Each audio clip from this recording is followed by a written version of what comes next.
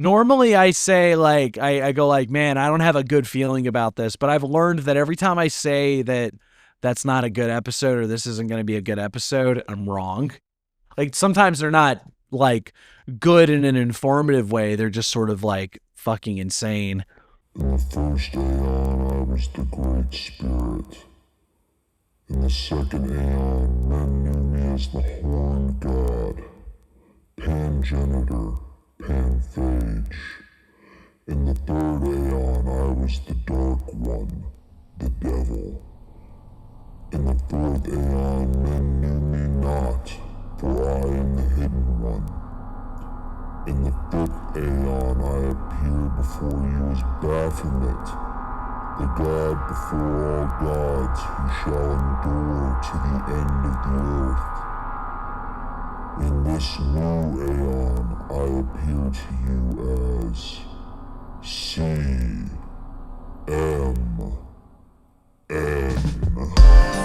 Imagine that there is a brilliant white light just above. Is commentary on the magic art. In the years of the primal force and the dawn of terrestrial birth. Oh, that was very educational. Now magic will take place. Don't be fooled by what I just said. Welcome, everyone. My name is Stolen Maduro Kennedy, and this is Chaos Magic News, the only podcast that has been whisked away and is totally still alive right now. With me is my politically opposite co-host, Machado Man Randy Savage. How are you doing, Savage? Oh yeah, I'm looking forward to taking over. Now you see me in the ring. You might see this peace prize, but I'm going to tell you, peace comes through the struggle. Peace sells, but who's buying? The peace rise to the top. Also joining us is the usual cast of CMN contributors. We got the homie Local. Hey, y'all. We have the always lovely Coco. How is everyone doing? And we have demoted executive producer Gary behind the glass. Give everyone wave to Gary. Hey, everybody. Yay. I'm only allowed a few button presses a day. I see you hiding behind there. Just know I'm coming for you. Oh, dude. Don't tell Me people and what we're Doug doing later. Burning Man decided this show's going in a new direction. A new order, if you will. God. Oh, my and God. The first step, taking you out of the game. The new direction is just doing my very... The new direction is just doing my very poor Randy Savage impersonation through the entire show. I thought you were going to say Randy Newman for a second. Jesus. Okay, how is everyone? Everyone good? I am behind the glass, so I am safe. I was doing a lot better till I looked at the news. Yay. I mean, I'm doing better after I looked at the news. It was great when I woke up.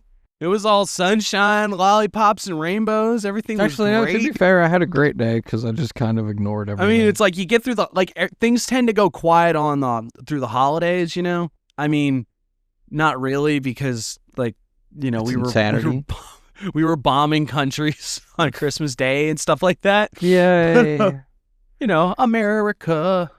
Those are just early Christmas presents. Generally, things tend to slow down. You get a little personal, and also when you're in the week between, by John Roderick.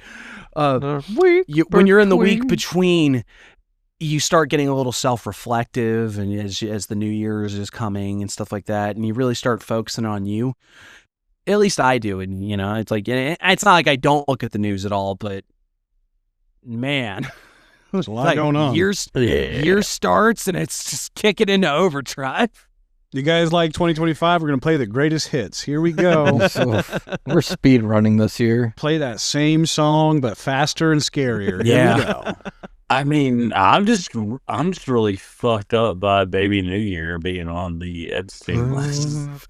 Oh my God. Jesus. Well, to open our New Year discussion, we're going to have a opening discussion on the idea of magical New Year's resolutions. I think that's the way we were phrasing it. Yeah. Things ritualistically or spiritualistically, how you're going to define, or what practices are there out there, what people do, what are we going to do, what are you going to do, what are the listener going to do? Yeah, all that good stuff. Here's the problem with this segment already, though, is out of the 1, 2, 3, 4, 5 of us that are here, I don't think any of us actually have a New Year's resolution at all, do we? I mean, I do. I do, yeah. Oh, okay. Well, cool. What are you guys' resolutions then? Get cooler every day and die a fucking hero. Gonna replace Liz on True or Not. Coco, what about you? You sound like you have a real one. Rude. Really rude, but okay. Mine is just kind of continuing with the theme of becoming more comfortable in my transition and like actually buying things and doing stuff. Yeah. Living my life. Yeah, fuck yeah, Coco. Hell yeah. Like bras and panties? Yes. Did you get that package in the mail? I thought you were going to be like, no, like real estate. I've bought a sports bar and a sports bra. I'm going to live my sexy career woman life, get my real estate license. And No. I mean, we're making light of it, but, I'm just a single mom who works 2 jobs. And I love my kids, and I try real hard. They never stop. I mean, that is a lovely goal, and it's a good thing to have. And like I don't think we've addressed it on the show. Anyone in the Discord is aware of it at this point, but you are transitioning. That I am a filthy tranny. Yeah. Anyway, I guess no, you're a beautiful you person. You said it, not us. But well, okay, we love also you and weird that you yes-anded that. That's hold on. Podcast canceled. He said, "You said it, not me." Wugga. I wanted the record to show that it was the trans person that said that word, whoa, and not person? me. Whoa, person. I'm sorry. Oh, right, I didn't we're going realize a little we too were far people here. That's fucked up, dude. Didn't realize I was a person doing people things over here. Well, it's been nice. Well, I won't lie to you and say it's been nice. I'll just leave. It's fine. No, but seriously, continue. Are you sure? Yeah, no. I'm just... Oh, you know what? No, let's talk about this. All right. I'm actually calling my therapist right now. We're gonna talk this through on the podcast. Calling what? Because I got a couple things to call your therapist. Okay, and back to the topic at hand. Why are we so confrontational about this all of a sudden? Look, I've got 2026, the year of confrontation. Ooh, we're gonna get in so much trouble for this. Not if you don't call attention to it, and I edit it out.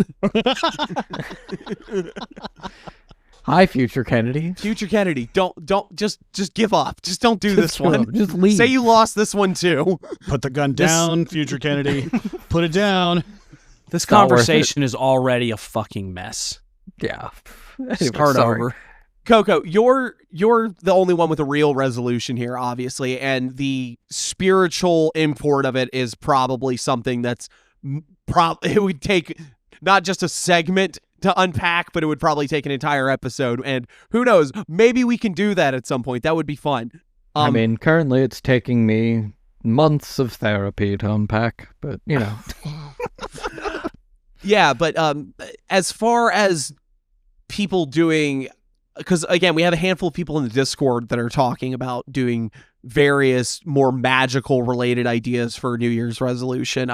How do we feel about that as a whole? Because this isn't a criticism of them so much, but I just don't particularly jibe with the idea of New Year's resolutions anyway. So right. I feel like New Year's resolutions have sort of this weird air about them that you're gonna fucking fail at them. True. I could see that. That nature of declaring it and then being like, all right, I'm really going to make this happen. That can be a strong motivator for a lot of people. But the problem is that if you don't have anyone to hold you accountable and you're not the type of person that's going to like bully yourself, it doesn't really mean a whole lot. You can say you're going to do a lot of stuff, but like if you don't have the follow through, you just don't have the follow through. Right. And as someone that always leans back on the sort of Crowley Thelema idea of like, so much of this really comes down to the idea of having self-discipline to start with. That's something that's underwritten in Magick a lot, but it's something I think is incredibly important, so I bang on it a bit more. I'm sure if people who have listened to the show have heard me say this before, but so much of a magical practice really just comes down to having self-discipline and the ability to actualize your will in that sort of way. It comes down to the ability to say, well, this is important to me. This is a practice that I'm undertaking, and I'm going to sit down and do it. You know, the proverbial yoga practice, I think, is like my metric for everybody. Anyone that like talks to me about their meditation practice or yoga practice, I can kind of already see what I think you're about as far as magic. And typically the people that have very rigid, hard, like I'm doing this every single day for however so long, doesn't matter how I feel, doesn't matter how well it's going for me, I'm just going to commit to doing this until I either completely flake out on it and say that I've been doing this for God knows how long and haven't gotten anywhere, or I get some sort of result that points me in the right direction. And I guess I'll say, and again, not anyone specific in the Discord or anything like that, you know, I'm not calling anyone out secretly here. Don't think that, but the Venn diagram of people that set New Year's resolutions and the type of people that have that in them from when they're approaching magic is two different circles for the most part. Right. True. And just the general, most people don't have a lot of discipline. Question mark? Obviously there's a problem of like, there's a lot of people that don't have self-discipline. Local, go ahead. No, I was going to say, I'm not holding it against Kenzie, holding it against me. What? I would say that I do think on the counterweight here, you know, the opposite foot, there is something to be said about finding auspicious times to undertake something. A lot of astrology people are very big on that, and ideas of like, all right, I'm going to find but in a cultural sense, you know, New Year's is not a bad time to start something new. It's literally the new year, you know? And then when you augment that with something like not only am I undertaking something or like I'm committing to something on this special time, but then you're going to augment that with ritual or something like that to try to really drive home this intent, that can be very useful and very powerful stuff. And now granted, there's never going to be a substitute for self-discipline, for routine, for making yourself do the thing that you said you were going to do. I understand that there's never going to be a substitute for that, but that's not a magic problem. That's not a New Year's problem. That's just a human problem. So it doesn't really feel fair to me to talk about these kinds of things in those terms, because it's like, well, obviously if you don't have any self-discipline or follow through, then it doesn't matter what the fuck. You'd say, I'm going to be king of the moon on, January 1st, 6th. 2027. What? January 6th. Oh yeah, fuck off. Come on. Yeah. Well, like I said, it doesn't matter if you don't have any follow through. Then who cares? Yeah, of course it's not going to work. But if we're talking about making use of an auspicious time, making use of a cultural backdrop that we're all familiar with, everybody's familiar with New Year's resolutions. I think often we don't do them because we're afraid that we're going to fail, or we know that we don't have it in us to do something. And it's a lot easier to act like you're not, like you got to act like you're too cool for school and say like, nah, I ain't going to do I'm not going to do New Year's resolution. I'm already great. Yeah. Okay. Or, I'm not going to do a New Year's resolution because like, I don't need to make that kind of commitment to self-improvement. I just got to do the thing. And it's like, well, I'm only making this argument because I feel like I have to come at you from the opposite direction, because don't get me wrong. I agree with you, but it's also like, of course you need self-discipline. Right. Nobody's going to disagree with that. Yeah. Here's sort of my issue, right? Because I personally am someone that as you said, auspicious times, I will, and I've done this, again, in the Discord, I've done it on the show and stuff, but I've made public declarations during auspicious times or in the lead up to an auspicious time that I'm doing a working of some kind of this or the other. I've even gone to the extent of saying like, yeah, this is how many days I'm going to do it. I'm going to do the blah, blah, blah, so on and so forth. And it has been very useful for me. I think it's a big motivating factor. If whether it's the social pressure of knowing that people are going to ask you about it, or even just the sense of like, well, I put my name out there and said I was going to do something, so I better fucking do it. Or if there really is something to the sort of timing of the universe, as it were, or the timing of the cultural climate of your place in this cultural backdrop. I do think there's a benefit to it. I do stuff pretty much every Lent for the last like 4 years, I think, maybe only the last 2. I don't know. I can't do math, and the years all bleed together at this point. It's just been too long of... Every year we do Ganesh Chaturthi, you know? Yeah, and we've been doing that for almost a decade now. Wow. God, time flies. Yeah, there's always good uses. And I'm sure on a certain level you can always go and be like, hey, any time is auspicious because it's the time that I'm doing it. You know, it's the thing of like the best time to start something is yesterday and the second best time is right now. But there's something magical about Chaturthi, and like it's something that like you guys introduced me to, and I started joining in the festivities, and like it really does hit different. Like, it's honestly, like, I get giddy. I get, like, excited when I know that it's coming up. And I'm like, oh, yes, this is awesome. Like, yeah, it's wonderful. Yeah. It's one of the few yearly ritual seasons that I feel in tune with. Like, the rhythm of it. Like, I know when it's coming up. And it's like, because I start feeling, I go, like, why does it smell like peanuts and elephant funk in here? But legitimately, it's like you can feel him come. You can feel Ganesha coming on when Chaturthi is about to start. It's like, oh man, it's the same feeling you get when you know you got a friend from out of town coming in. It's the air's changing, the good vibes are coming. To drag this back towards New Year's, right? I think maybe the goal is tapping into that sort of feeling. And of course, it won't always be the same as like something like Chaturthi, where it's a big festival time and you're going to do all sorts of funky stuff. But finding the traditions, finding the goals, the rituals that you are able to implement in that time to really tap into that feeling, so that when you know New Year's is coming, you know, like I said, in that week between Christmas and New Year's Eve, you know, you can find that thing that's going to get you jonesed for the new year. And maybe you can use that as a way of really setting your mind to an intent and to a goal and going for it, you know?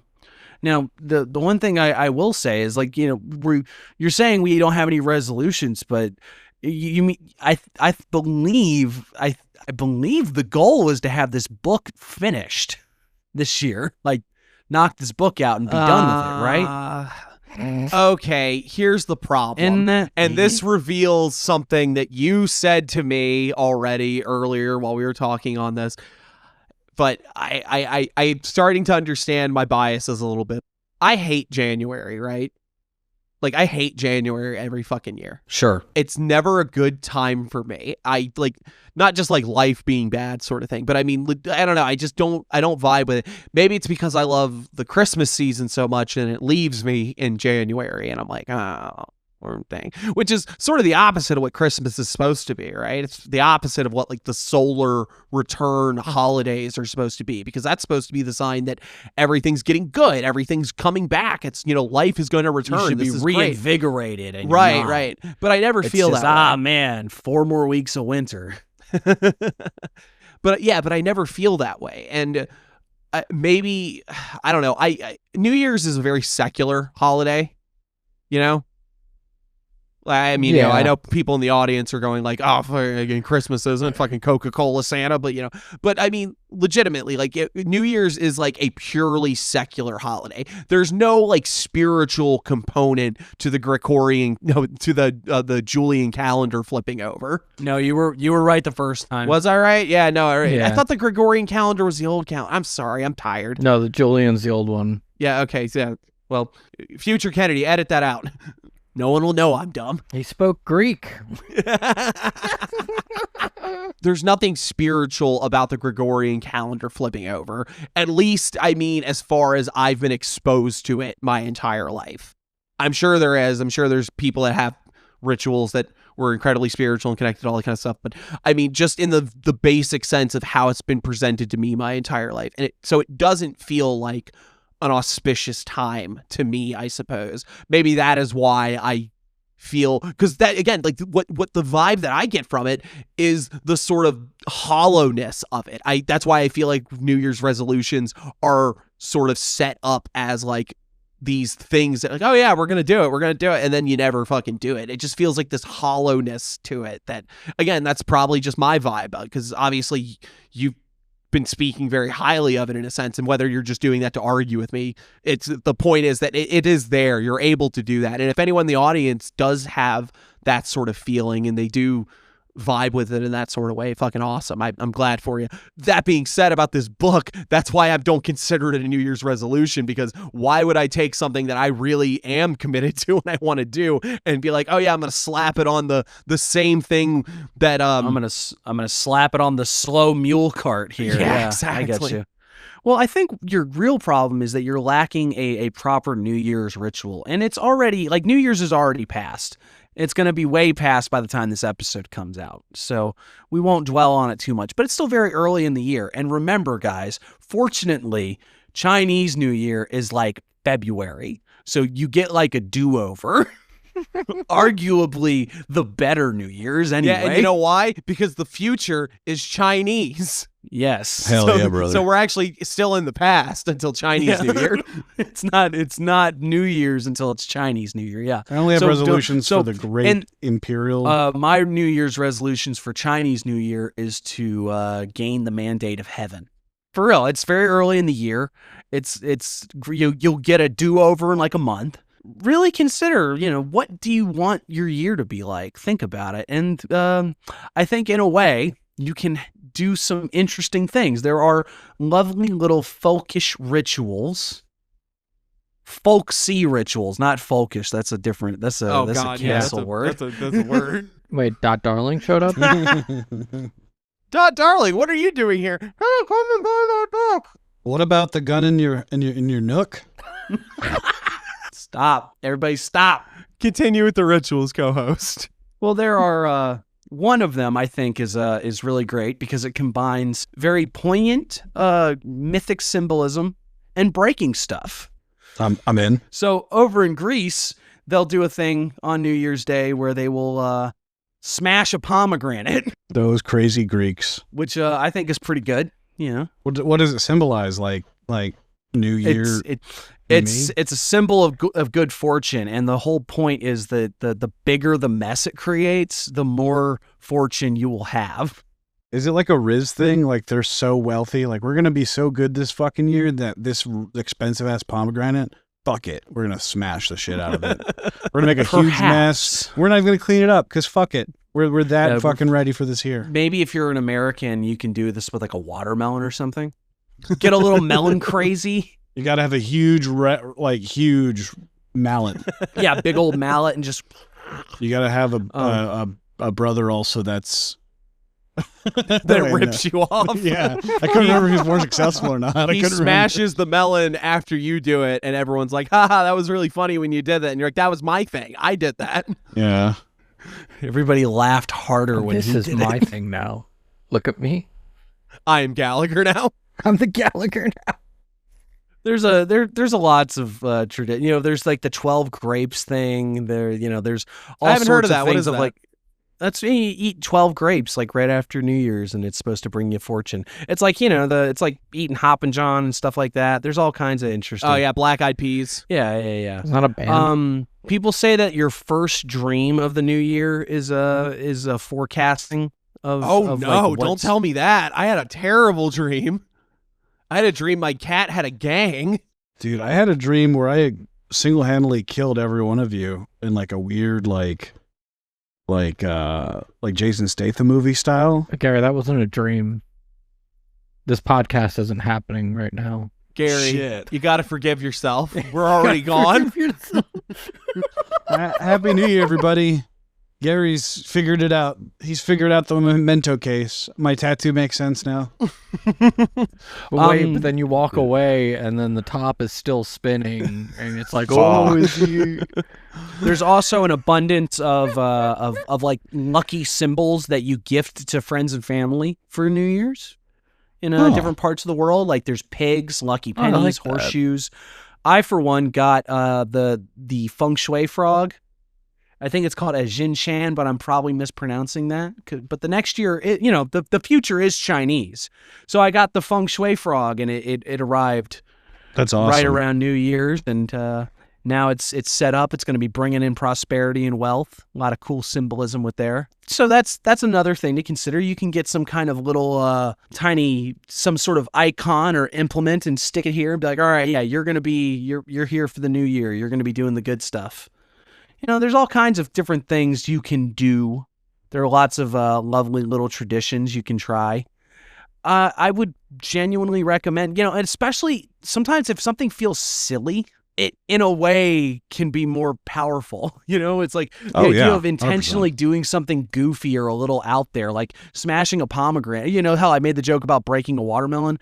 That's a pretty out there kind of thing. There's even something to the nature of how out of the norm it would be for most of us that can make that a psychologically pleasing and powerful thing to do. Our brains love ritual. So I mean, doing anything as you need to do it. We're wired for that sort of want to do it. Yeah. Finding something that can feel significant, especially if your goal is to set out on something. And I am saying all of this with the intent that Chinese New Year's, guys, for reals this time, because we already bungled New Year's. Chinese New Year, here we come. In about a month and a half, we will be Chinese. You guys can all do something wild and crazy and really decide this is what my year of the horse is going to be about.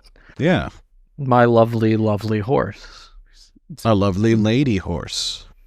All right. Is that it? Well, that's enough? I feel like we've been. That's enough. But you know what? I'm gonna tell y'all this. I did partake in one of those rituals. What? I got a golden apple. Oh, sweet. And I threw it in the direction of South America. Oh. Just do me a favor, Kennedy. Look at the news real quick, if you can. Why? Something happened? Nah, you know what? Don't worry about the news. Go ahead and keep it on. Keep it on Paw Patrol, bud. Well, we'll get there. Okay, we'll get there at some point. Okay, Yeah. In fact, let's just go right into it. Co-host, it's time for everyone's favorite segment. Can you say what's in the news in Venezuelan? In Venezuelan, like Venezuelan is a language. Is it not? Gary. Oh, Gary. Your New Year's resolution is going to be to learn about other cultures. I've gotten this far. All right. First one of the new year, guys. Everybody sing it with me. What's in the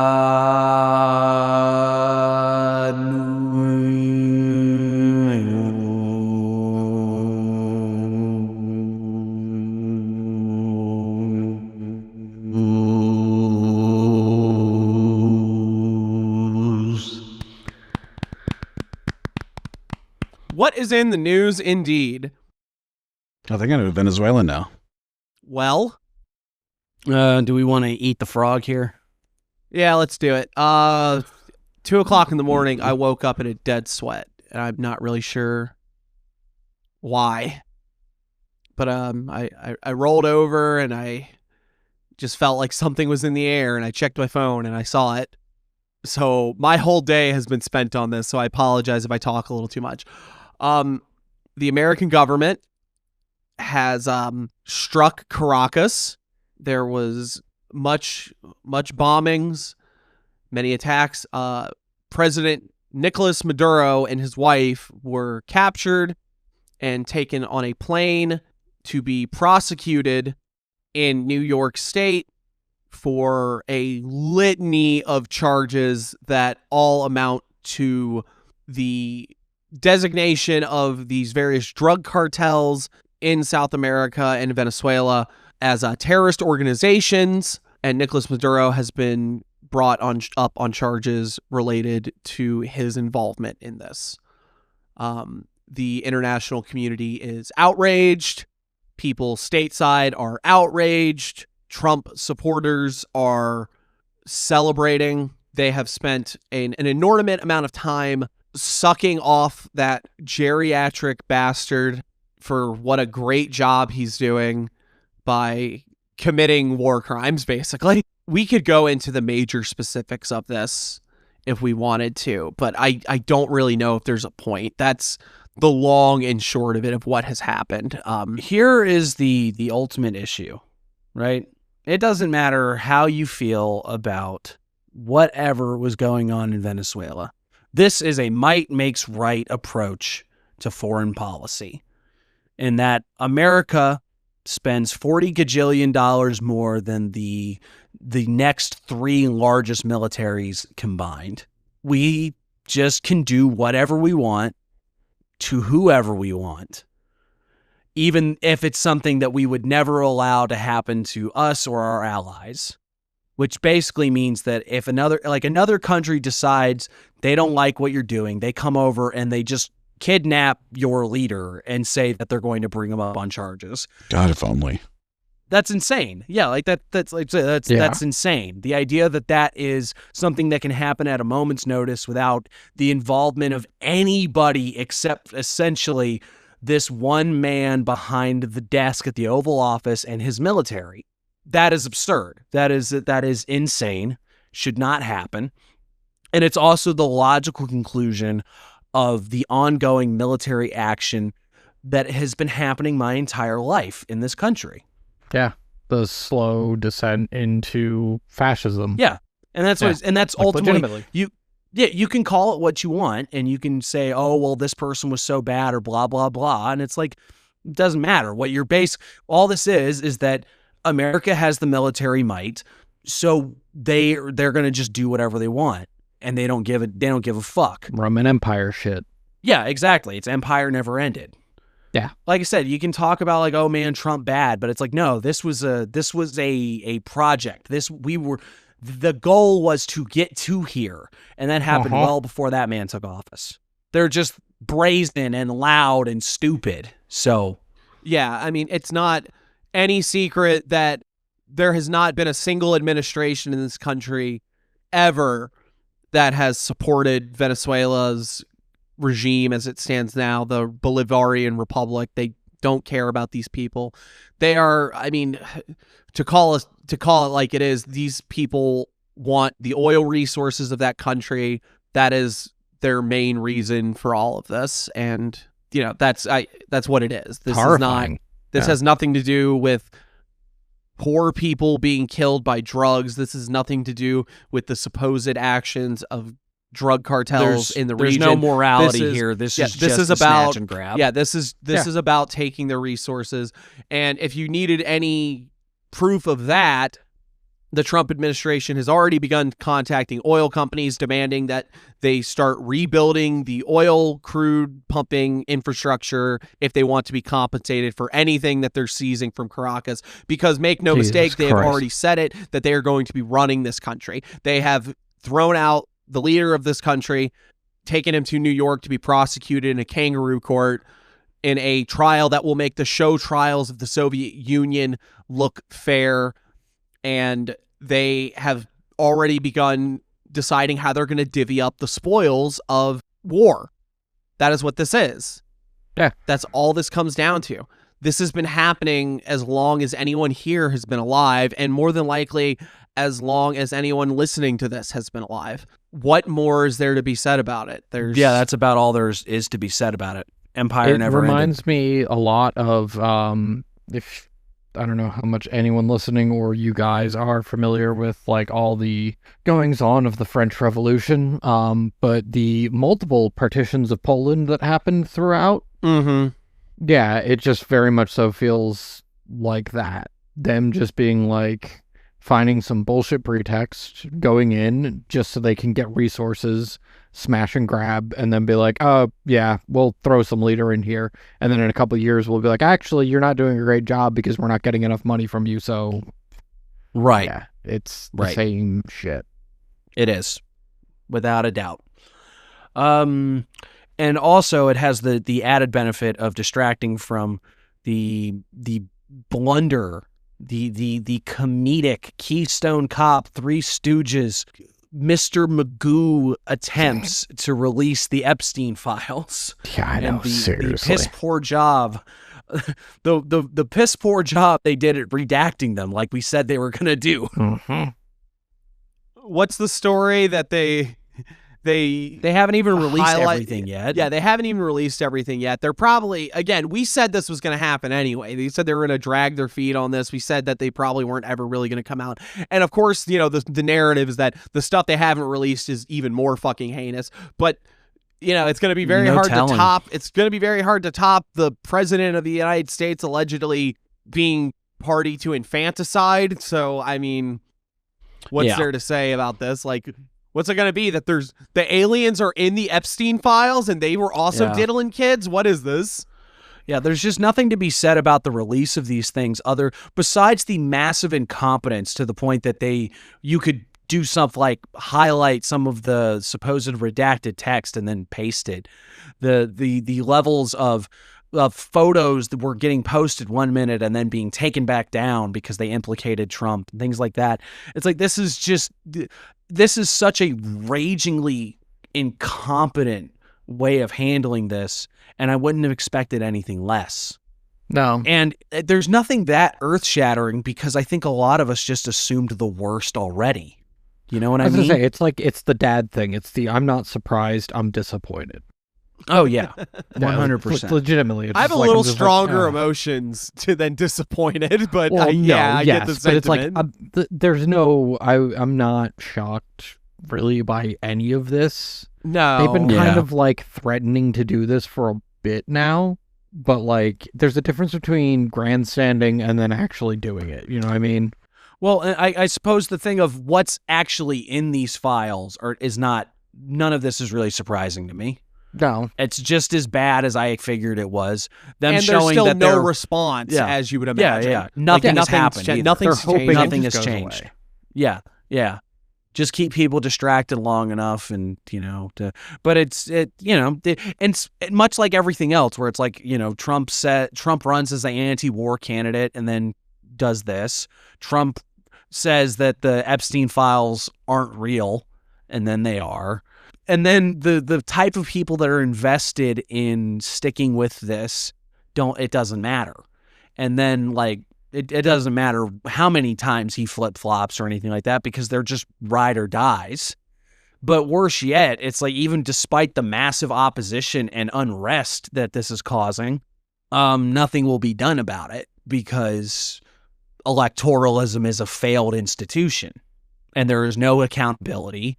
And there is nothing like it. There's really very little to be done. That also circles back to America spends 40 gajillion more dollars than the three next largest militaries combined. It's like, if America got too uppity about it, they'll just start killing people, which is what happens whenever, I mean, that's going on with the ICE protests. That went on with the Black Lives Matter movement. It went on with the labor movement. It's like, this is just the history of like understanding that they will just kill you. If you're not rowdy enough, they'll just ignore you. If you get too rowdy, they'll just start killing you. And we're just ping-ponging between those two. But yeah, I think most of us know, at least the type of people that we get on that listen to this show, are not surprised by anything that were in those files. They're probably not even that shocked about like the piss poor job that they did in releasing them. And we're all probably just cynical enough to say that we knew that nothing was going to be done about it either. Yeah. That's the game that they're playing, though. I mean, that's the deflect to distract, enrage, repeat, rinse. Yep. That's the game. It is spark outrage, keep you upset about things that you have no control over, and meanwhile you're pouring all your anger and rage, and you're scared and blah blah blah, and you're not getting anything meaningful done. Yep. Go ahead, say the line, Bart. The same thing that I keep saying is, focus on what's directly in front of you. What can you impact? How do you keep people alive? How do you keep people fed? You worry about those, you'll be a lot happier than freaking out about any of this stuff. I mean, as someone who's played enough of these are games, but still, as someone who's played enough of these grand strategy games, like, yeah, like, you know what the best way to like deal with civil unrest is? Keeping people happy, not just these like ridiculous overtures. Like, it's ridiculous. It really is. That literally are detrimental to the public. Yeah, like this is just like, no one wants any of this. And it's just like, they're not even pretending to placate the masses anymore. They're just saying, no, fuck you. You don't know what you want. We'll show you what you want. Again, it's like Soviet Union shit. Well, their answer is basically that like America is having too much fun. You guys are far too free with your drugs and your alcohol and your sex, and it's made and now everything's a horrible crime hellhole. So what we need to do to fix this sad is that just they're not having good sex. No, what it is, this is the right wing's answer. The answer is like, we need to fix this by instilling the traditional values of people going around and kicking the shit out of you. Yeah. We need to bring back women beating. We need to bring back smoking indoors. Just beat people and have them terrified to do anything stepping out of line, and then things will just like be better. That is what the right wing answer to these things are. Fascism. Yeah. It's like police state. It's basically the idea of like, you shouldn't you shouldn't be, don't have sex, don't have a good time, don't drink, don't do drugs, and then meanwhile they're doing all of those things in their ballroom party, and they're laughing at you because you're an idiot. Because to them, because you could be having hilarious. sex, drugs, but no. You're at home. You could be doing anything, and I'm using these as like the very flagrant examples, but like basically they don't want you to enjoy anything in your life at all. Nope. The idea there, it goes down to this puritanical bend of like, enjoying life is inherently wrong, and you are a bad person if you want to enjoy life. And then they'll laugh at you like you're a moron. Because you said, oh, please, make my life shittier. Please, sir. Yeah, anyone who thinks that, like, Donald Trump is, like, a moral individual who's, like, a good, like, Christian man, you're fucking deluded. Yeah, The man has made his entire life off of being a con man. Like, what? And my thing is, I don't think anyone really believes that. I don't even think, like, even people that are like pro-Trump, No, I don't think they actually do. think I think they very, like, maybe somebody's grandma might think that shit, but most of them are. The part of the reason is it's like, and this is what we go to, and humans are very complicated in that we can hold these very strong moral convictions that we don't actually live up to at all. And in a weird way, we almost really love the fact that we don't do that. There's a certain type of human being that really gets their jollies off of having like these really strong, rigid moral guidelines, but then also, like the cliche of somebody who is like, I'm a real devout Christian, and it's like, you're the least Christ-like person I have ever met. Yeah. That's the problem. It's very easy to bag on these caricatures, but they do exist. This type of individual exists. What we're seeing more and more is that these people exist, but they don't actually represent the whole of much of anything. And that a lot of the ideas that we're told are radical leftist or, insane political pipe dreams are things that are actually widely popular with the American public. And that's when you have to sit with the realization that it's like, the ideas that you have are actually popular. It just doesn't matter. It doesn't matter that your ideas are popular. The political apparatus will not give it to you because they don't serve you. Because democracy is not democracy is capital. Our political systems do not serve the American public. They do not serve what the American public wants. They serve Kraft Food, Wells Fargo, Pepsi. Lockheed Martin, and Pepsi. Yeah. Like that's who they listen to. That's who they work for. And the fact that there is some shlomo that you're looking at and saying like, oh boy, he's a Southern Baptist and a bigot and he thinks all these shitty things.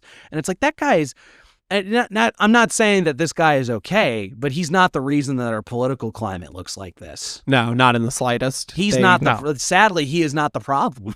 Yeah, that guy could scream till he's blue in the face with all of his moron ideas, but they don't give him what he wants either. They give him just enough, just like they give you just enough to keep voting, so that they can keep giving everything to Wells Fargo, Lockheed Martin, BlackRock, Kraft Foods, Pepsi, and Johnson & Johnson.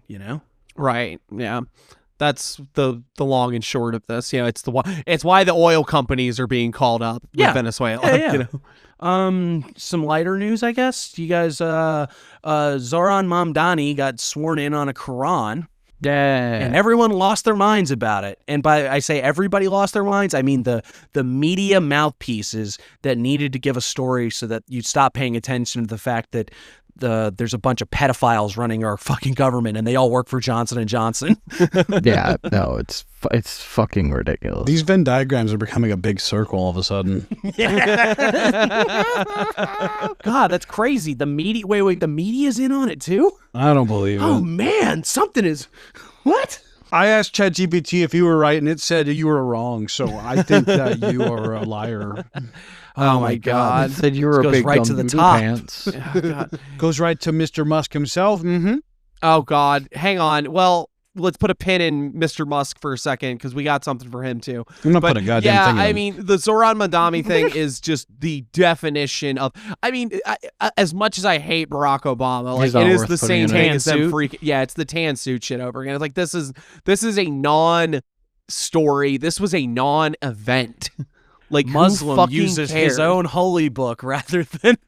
Yeah, like my question for you guys is. If my question for y'all as the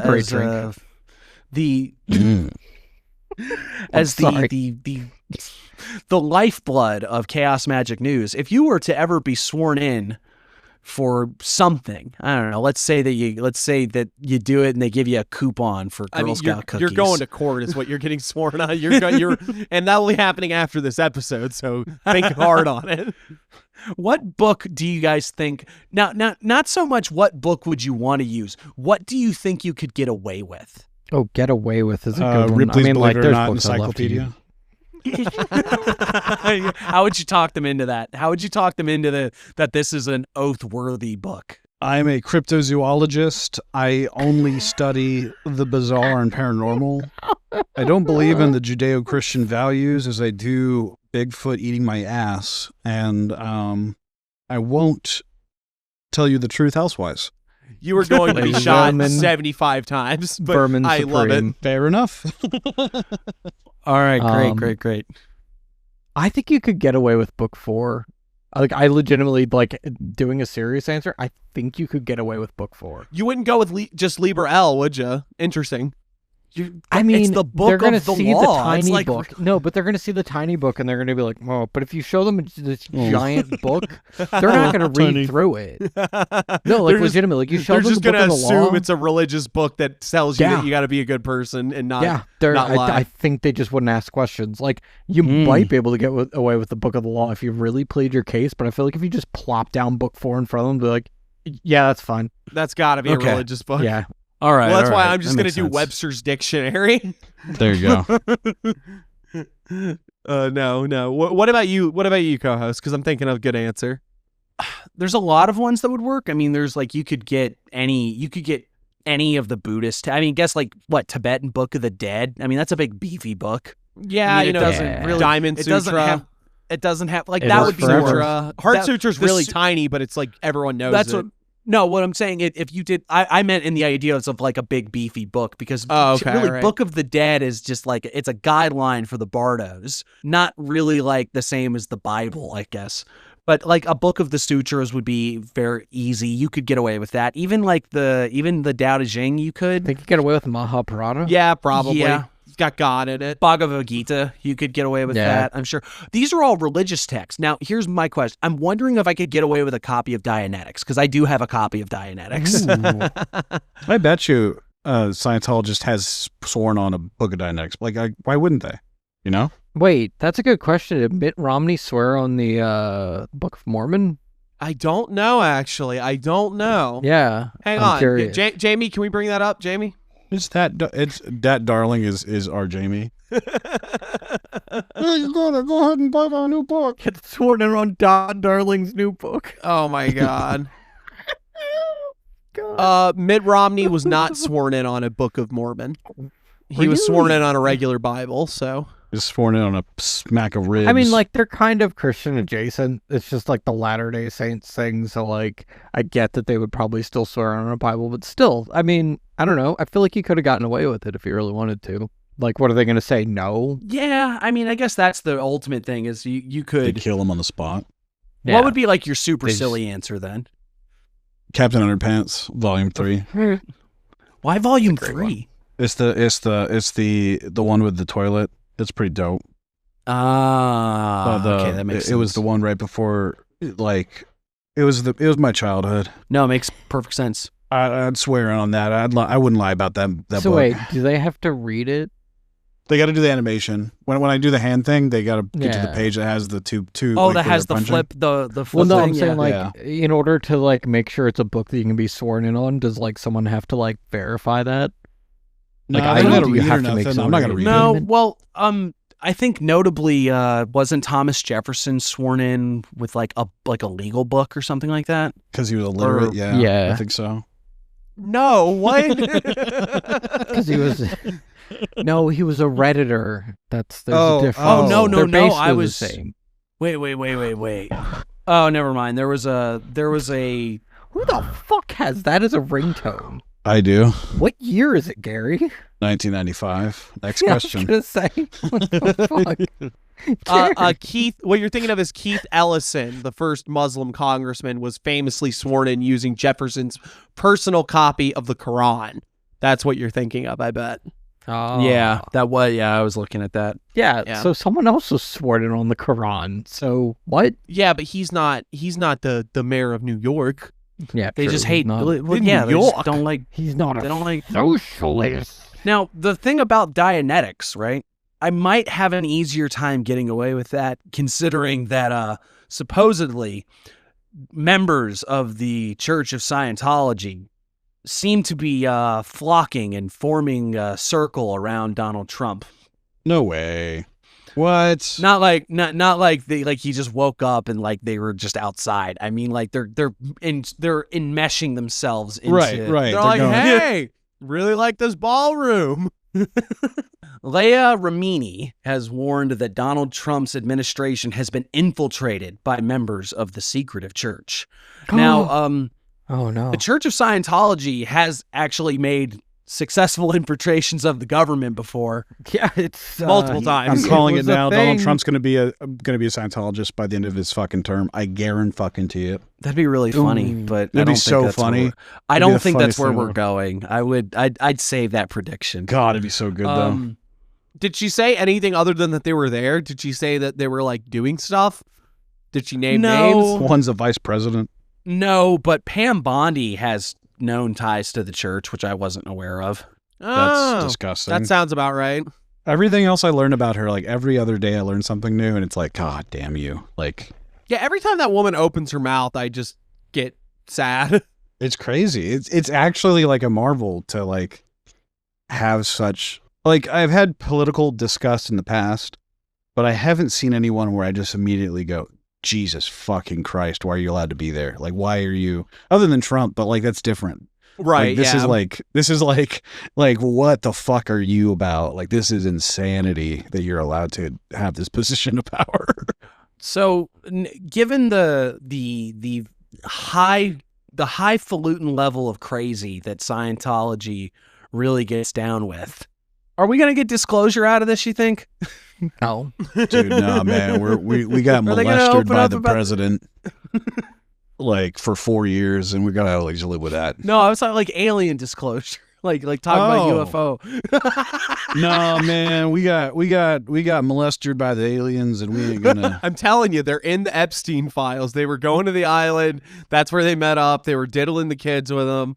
Wait, what's this one say? It says Mr. Gray. Yeah, no, Xenu. I would not hold out any hope from aliens from the Scientology people either. This just in, Marvin the Martian is on the list. She said she was 18.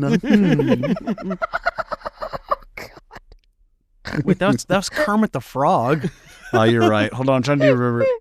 She said, no, I can't do it. You're Fuck it. just going Kermit. It's a hard it's a really hard one to do. I doubled down into Kermit mode. That was just Jordan Peterson. It's the same voice. It's the same voice. Well, speaking of people just slowly turning into cultural Kermit, Marxism. Okay, all right. Taking that trying pin to do a out of segue, and then it's just Jordan Peterson again. You can't truly be a socialist unless you have these credentials. I'd say if I was, I'm sorry, but I'm actually not. much like Jordan diet. Much like Jordan Peterson, people have brain damage, right? And so Grok has been, Grok, the AI created by CMN co-owner Elon Musk. Hi, Elon. Grok has been generating images of basically everybody, just like, pick an age, pick a gender, but young girls specifically. Man, I had a great segue into a news story, and I thought you picked up on that, and then you just went with like, Elon Musk. But there's no, because this is relevant to where this is going here. Okay. Follow my logic here.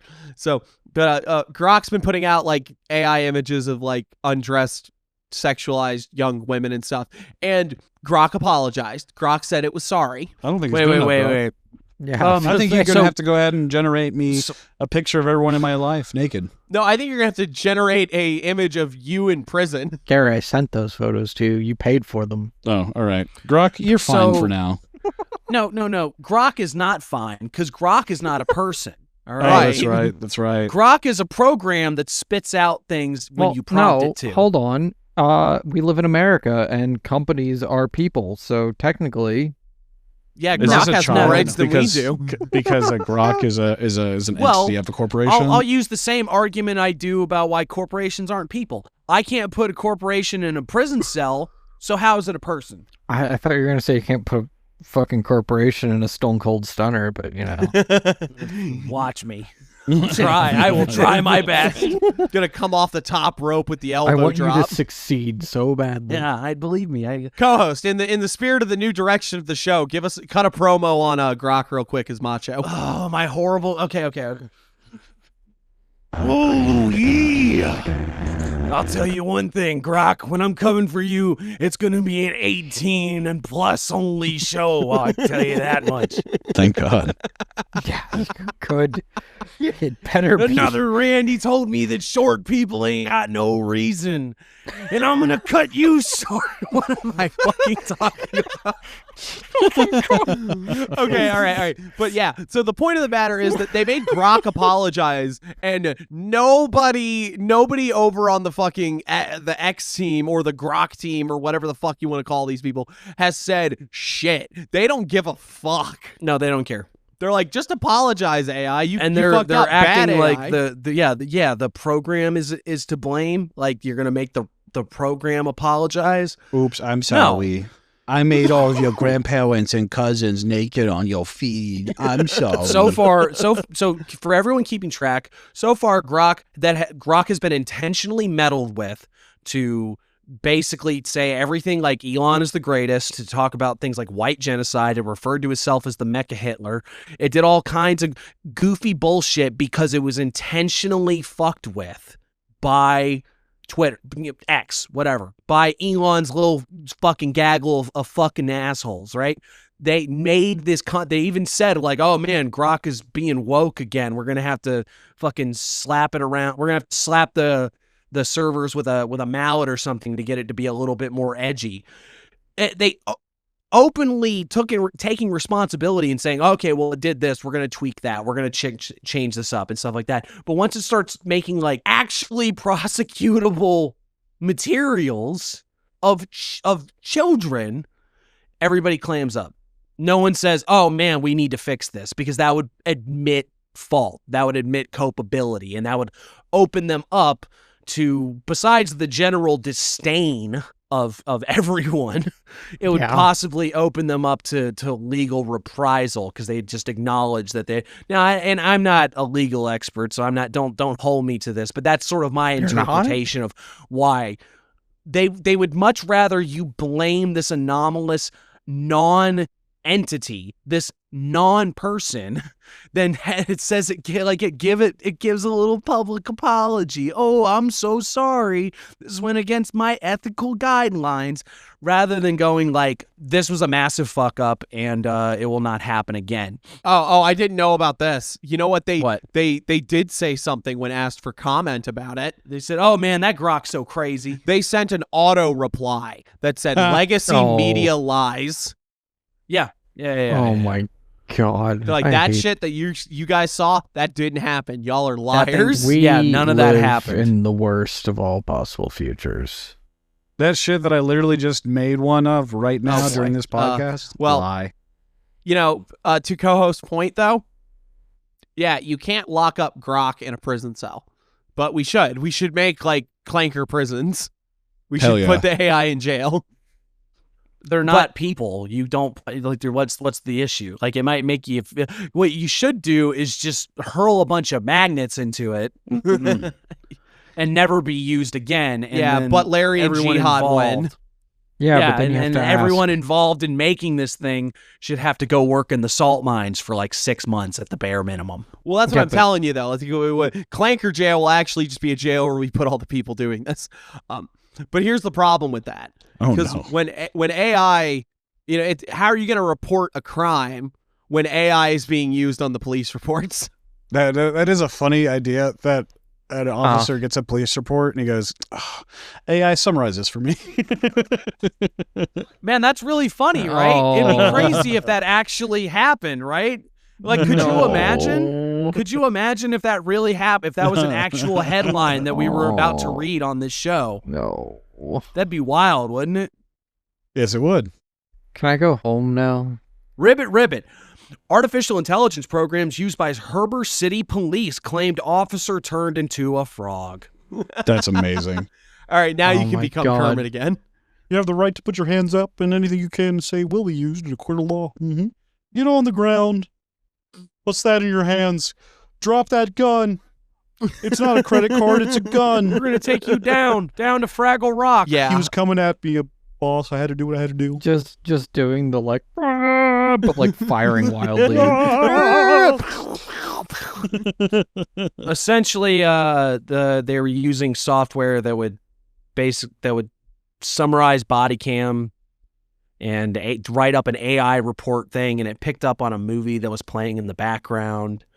And it's not so much that you had a program that got confused because it heard something or it saw something, it compiled some information, and it just made a boo-boo. But like, nobody's checking these things in the same way. Like, what something?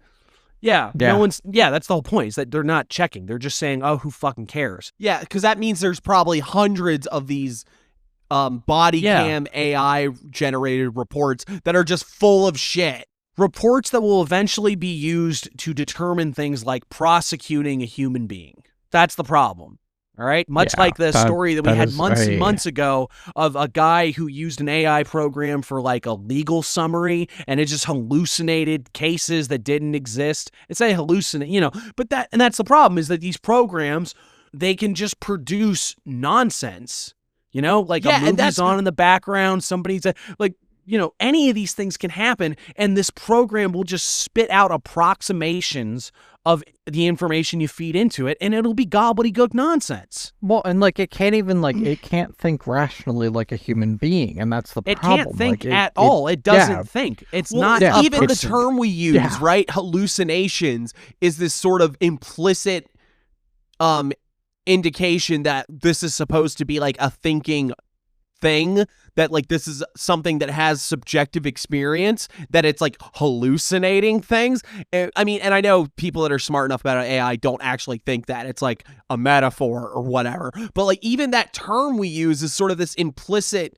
indication that, or it's this sort of implication that like this is don't worry, it made a boo-boo, as opposed to this is all fucking goddamn checkerboard bullshit where it's just, this is like just the most impressive version of Mad Libs you have ever fucking seen. That's the best way to describe that. All it does is reproduce patterns that it sees. No, it doesn't see them. It's just fucking algorithmically generated bullshit. Sorry. Because this is not a fucking brain. Read goddamn Bert Dreyfuss. My God, it's been fucking 40 years.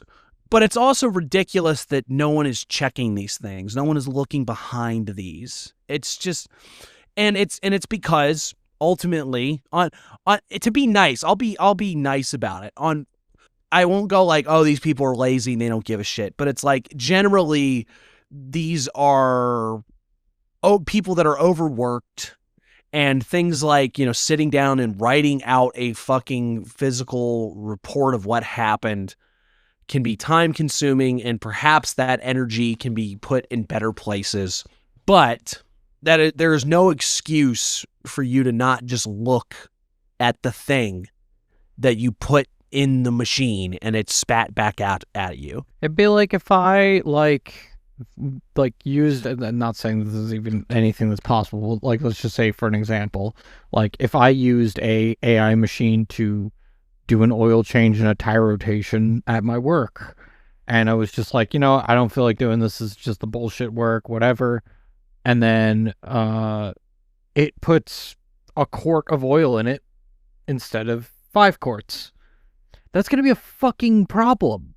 And again, it's the thing of like, yeah, okay, you're going to use this cheater thing, but then you go and check and you're like, oh, okay, it only put 1 quart in, let me fill it up the rest of the way. Or put 15 quarts in, holy shit, I need to drain some of this out. You can't even bother to check. That's the problem with it. Yeah. And it's worse because that means that they've sent out like 87 cars that have now got the fucked up oil change, and you only noticed when it did the one where it put strawberry jam in the car. Well, okay, that's actually a better example than like what I said. But yeah, no, like what the fuck? But again, and like this is like a silly example, but like this is with legitimate things. Like this is like legal cases and stuff. Oh like, yeah. What happens when this becomes an actual issue, when it's like you're supposed to be looking at reports or, God forbid, anything related to evidence? What happens when this is like used by the military for identifying targets? Oh wait. Oh no, we actually blew up my Scotty because when we were doing the program, I was watching fucking goddamn the Oblongs. Oh my God. It's a great show. Great reference. I'm a king. Yeah. Anyway, but the real problem I have with it, in addition to all the problems we have with this, any lawyer worth their fucking salt is going for a mistrial. That's like in this, anyone that they know is using that sort of technology now, and they're going to be trying to find out. They're going to be going for mistrial almost fucking immediately, saying that the police report is completely untrustable, unverifiable, that it's, been made with fucking bullshit AI. And that's probably going to get a bunch of people that did commit actual crimes off. Just the potential of where this could go, and it could go really sideways really fast, and that's the issue. And it really comes down to the attempts to implement this stuff to make people's jobs easier without doing anything to actually ensure quality. What happens when this starts getting used in doctors' offices? Yeah, it's replacing labor is what it's doing, and they don't care if it's good. They don't care if it's good. They don't give a shit. Is it cheap? Companies have been doing this for fucking ever. They cut funding for the shop floor. They have less people able to fucking actually work, and they're expected to do more, and the quality of the product suffers. The quality of what they're doing suffers. The service, doesn't matter what field. Pick any field. Because like you said, it's the same thing as the fucking industrial plant as it is the doctor's offices, as it is the nurses and working in the hospitals. All of them are going to be downsized and overworked as much as possible to maximize profit. And if you're telling me now I can automate that out in some sort of way using AI, and I don't give a shit if it fucks up, who cares? What are they going to do? Fucking sue me? Yeah. Trump says all the bruises on his hands are because he takes too much aspirin against his doctor's advice. I want clean, beautiful, thin blood. I'm pretty sure you've never seen blood as much as thin as this. If you even think about cutting my veins open, they just spurt. This is just funny because we keep seeing all the health stuff about Trump. I referred to him as a geriatric bastard earlier because I'm reminded every single day that he is like the oldest fucking bastard that is still able to just commit war crimes. There's so many people that are convinced that this man is just gonna like drop dead. No, he's not gonna fucking But die. it's like pricks live forever, guys. Yeah. Like rat bastards live he'll outlive us all. Look at Nancy Pelosi. Yeah. Oh God, yeah. Hey, She how was long able to retire. I'm not going to be able to retire. Yeah. How old was Franco when he died? Oh God. James Franco? How old was he? I was actually just talking with someone about the 82. So Yeah. how old's Trump? He looks really good for his age. Who, Franco? James Franco, right? That's who we're talking about? No, go to hell. I was actually just talking with someone about the Spanish space program. Do you guys know about that? Oh, what is that? No. So, the guy that replaced Franco died, and then there was a guy that replaced Franco that lasted for like no time at all, and then there was another guy that took over quickly after that. And the Spanish resistance to the fascist party had been planning to try to assassinate Franco and then this guy, and then they moved on to this guy, and they're like, okay. So they like scoped him out. They figured out he takes the same route every Sunday to church. He takes the same road every single day. So they bought 2 houses on opposite sides of the road, dug a tunnel between the houses that met, filled it completely with explosives. Guy's driving down the road to his church, boom, explodes underneath the road, shoots the car up 2 stories, and car flips over and lands on the roof of a building. He's obviously dead. It's like shrapnel. But the joke was because he like flew up into the air and like the car made it up like a 2-story building, that he was Spain's first astronaut. Oh my God. Which I That's love that. awesome. He died That's for fucking Spanish wild. science.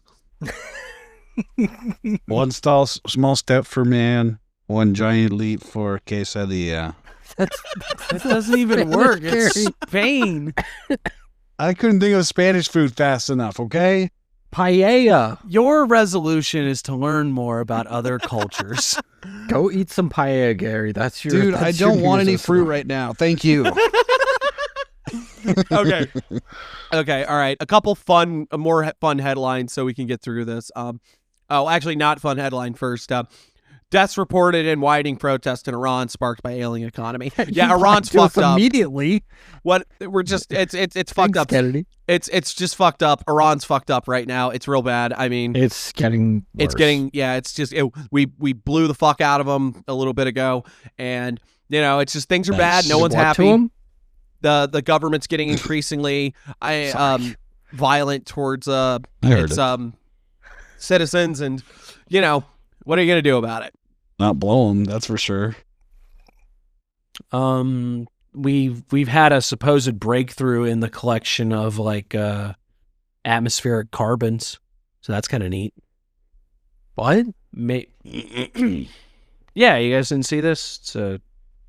It's using it's like some kind of alcohol compound. You can suck up like greenhouse gas type stuff. Oh, like decarbonize the air basically and stuff? Yeah. Oh. Yeah. No shit.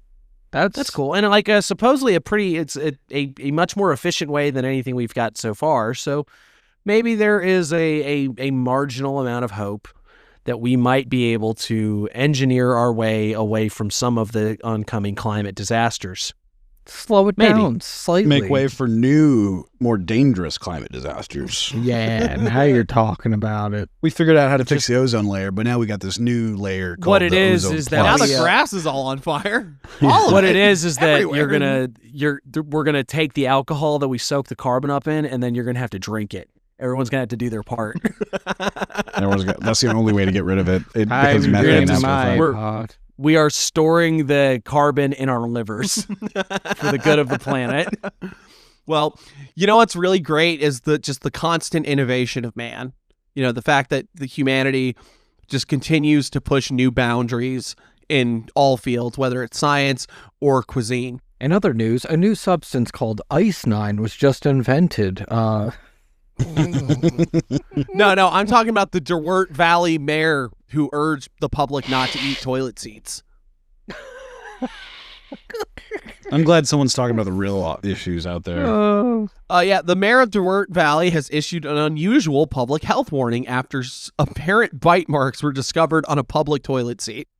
Oh my God. Oh, this guy's a fucking schlub. This guy saw one toilet seat in the middle of a fucking park and went, I got to do something about this.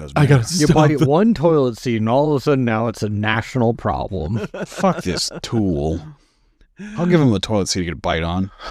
Michelle Draculis has taken to social media asking people not to eat toilet seats. The bizarre request comes after the mayor personally discovered what appeared to be bite marks on a public toilet seat while using council facilities last week. That means that's like someone they work with.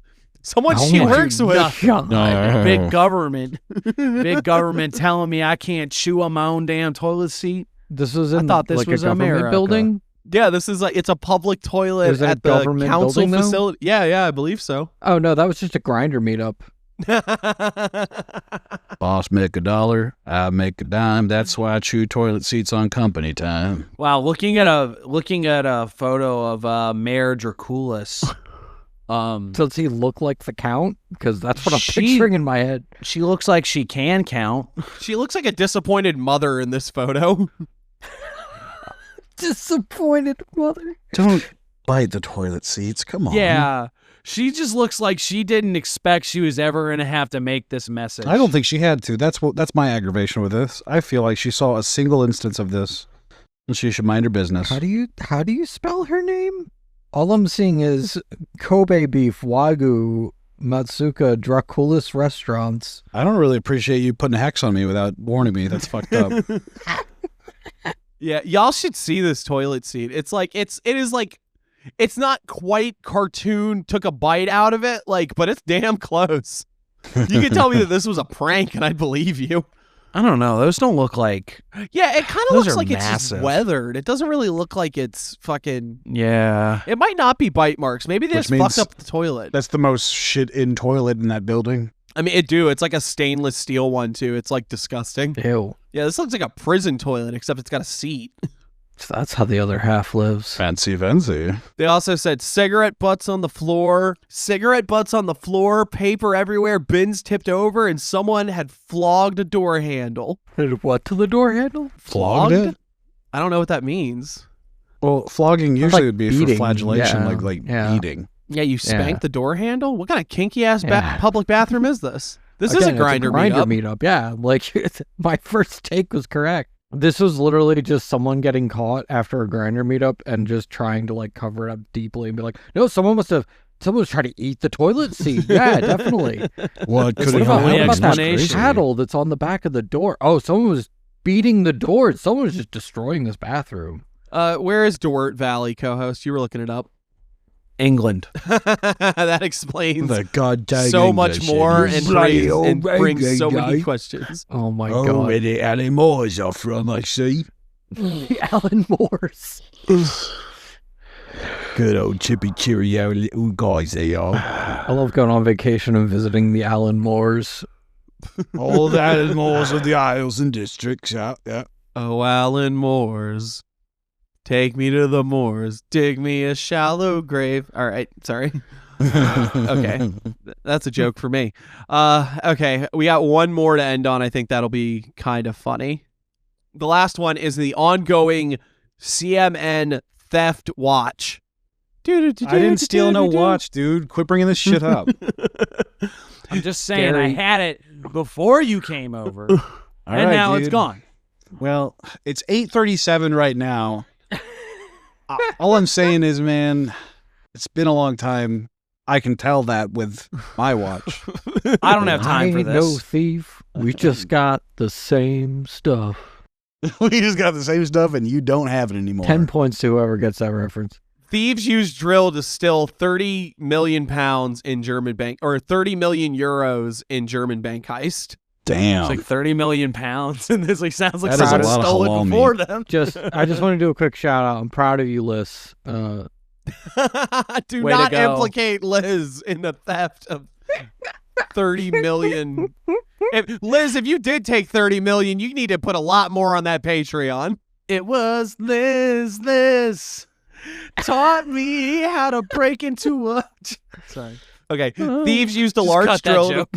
Thieves used a large drill to break into a safe at a high street bank branch in Western Germany and steal an estimated 30 million euros. That's 26 million pounds or $35 million in cash and valuables. Police have said. So they used a big drill. Yeah, a police spokesman likened the break-in to Hollywood heist film Ocean's 11. No, they needed to liken it to Wile E. fucking Coyote or the Legion of Doom. Ocean's 11. Everybody wants to be in a fucking bank heist. The quiet Christmas day was used to rob the building, apparently.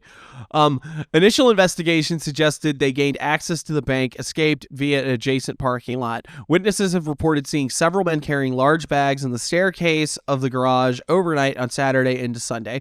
Police said video footage shows a black Audi. I don't care about all this. I want to see what they're talking about, the drill. So I guess they just said they used a drill. Yeah, Der Jonkler and his fucking cronies broke in. Der Jonkler. I'll have that soon enough. Now, Der Flattermouse is going to have to get him. Not the Flautermaus. It's the extent of the pseudo-German I know. What's I was looking up for German for Batman. Oh, yeah, Der Flattermouse, man. Oh my The god. Flautermaus, man. Der so Officer sorry, Liz. Burgess. Liz, and I I'm apologize sorry, on Liz. their I'm sorry. behalf. Liz didn't pronounce that at all. I'm not. The You know what? officer bourgeois.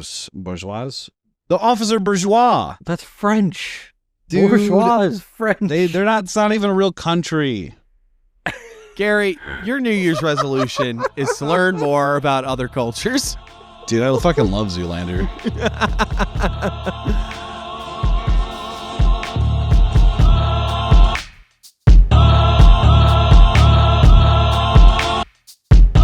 Wowie zowie. Well, in the spirit of the new year, I decided to do something a little different this time. These are stories from all throughout 2025 about the prosecution of occult crimes. Hold on, can I just address something real quick?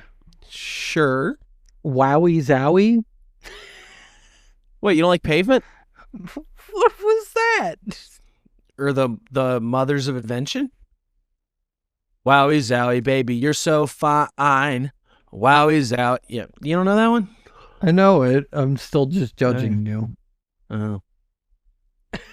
Anyway, continue. Anyway, so I figured we would just to finish off the new year, let's go through a handful of occult crimes and maybe discuss the broader implication of prosecuting magic people.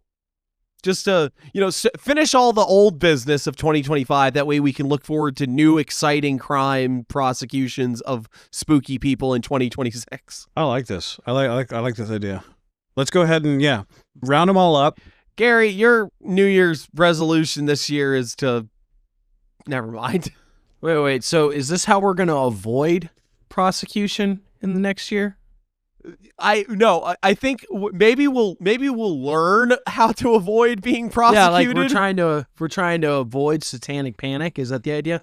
I mean, maybe the thing is that most of these, no, in fact, all of these crimes are in non-U.S. countries. So, and to be frank, they're just in lots of cultures that have a lot more negative reactions to the spooky woo-woo types. And again, many of them are actually crimes as well, in addition to the occult elements, as opposed to just being prosecuted for being a spooky woo-woo.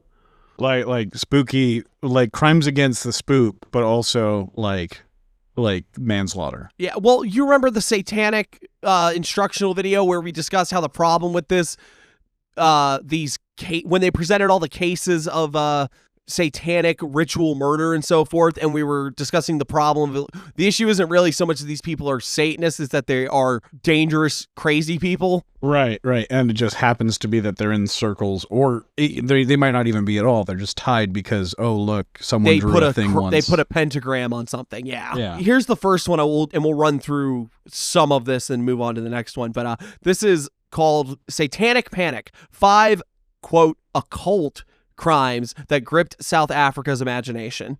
You might think South Africa was awash with occult crime if you scroll through the country's tabloids, social media, and even mainstream newspapers. Criminal acts performed by witches, Satanists, and Samogas, indigenous knowledge practitioners, as well as threats from supernatural forces loom large in South Africa's collective thinking. From demon-possessed killers to charismatic cultists, it sometimes seems like the country is at war with evil itself. As a media studies scholar, I've written extensively about white fears of the occult in South Africa, but it's not only white people who exhibit this anxiety. My new book, The Devil Made Me Do It, shows how beliefs in the danger of the occult perform a social function across race and class. Someone wrote a book and turned it into a, like a top 5 article, basically. Nice. We should do some of that. Get ChatGPT to do it. Just make sure it doesn't turn one of the murderers into a frog, I guess. Hey, Grok. Well, that would be a witchcraft thing. She turned me into a newt. I got better. Then I committed adultery. It's gonna be a smutty book. I got turned into a newt and committed adultery. That's a Chuck Tingle book, isn't it? I'm pretty sure. I think I just ripped them off, yeah. These are all historic cases as well, but we'll go with the most recent ones just to have a bit of a thing here. So in 2022, Bontal Mashian, or Mashiani, I'm not obviously not pronouncing that correctly. You know the show, was just 6 when she vanished from outside her family's home in the town of rural Mpumalanga province in 2022. 3 weeks later, her body was recovered in the nearby bush. She had been raped and mutilated before her death. Some acknowledge her death to be part of South Africa's growing crisis of gender-based violence. But in general, Bontal has been seen to be the victim of so-called multi-murder. This is when someone claiming to be a Samoga, or a Sangoma, when someone claiming to be a Sangoma tries to make magic with human body parts, often removed while the victim is still alive. Of the 5 arrested for the murder, 1 had publicly claimed to be a Sangoma, 1 had a documented history of violent crime and was on bail for murder, and 1, shockingly, was a female friend and neighbor of Mashiani. Yeah, so Sangomas, as far as I can tell, is a lot more of a catch-all term than anything. It's not like a specific practice so much. Hey everyone, Future Kennedy here. Just to clarify, Sangoma is a Zulu term that is colloquially used to refer to various different types of traditional witchcraft-like practices. While it is a specific tradition and that word refers to a specific tradition, at least in the sense it's being used in this article, it's more of a colloquial catch-all term. Okay, back to the episode.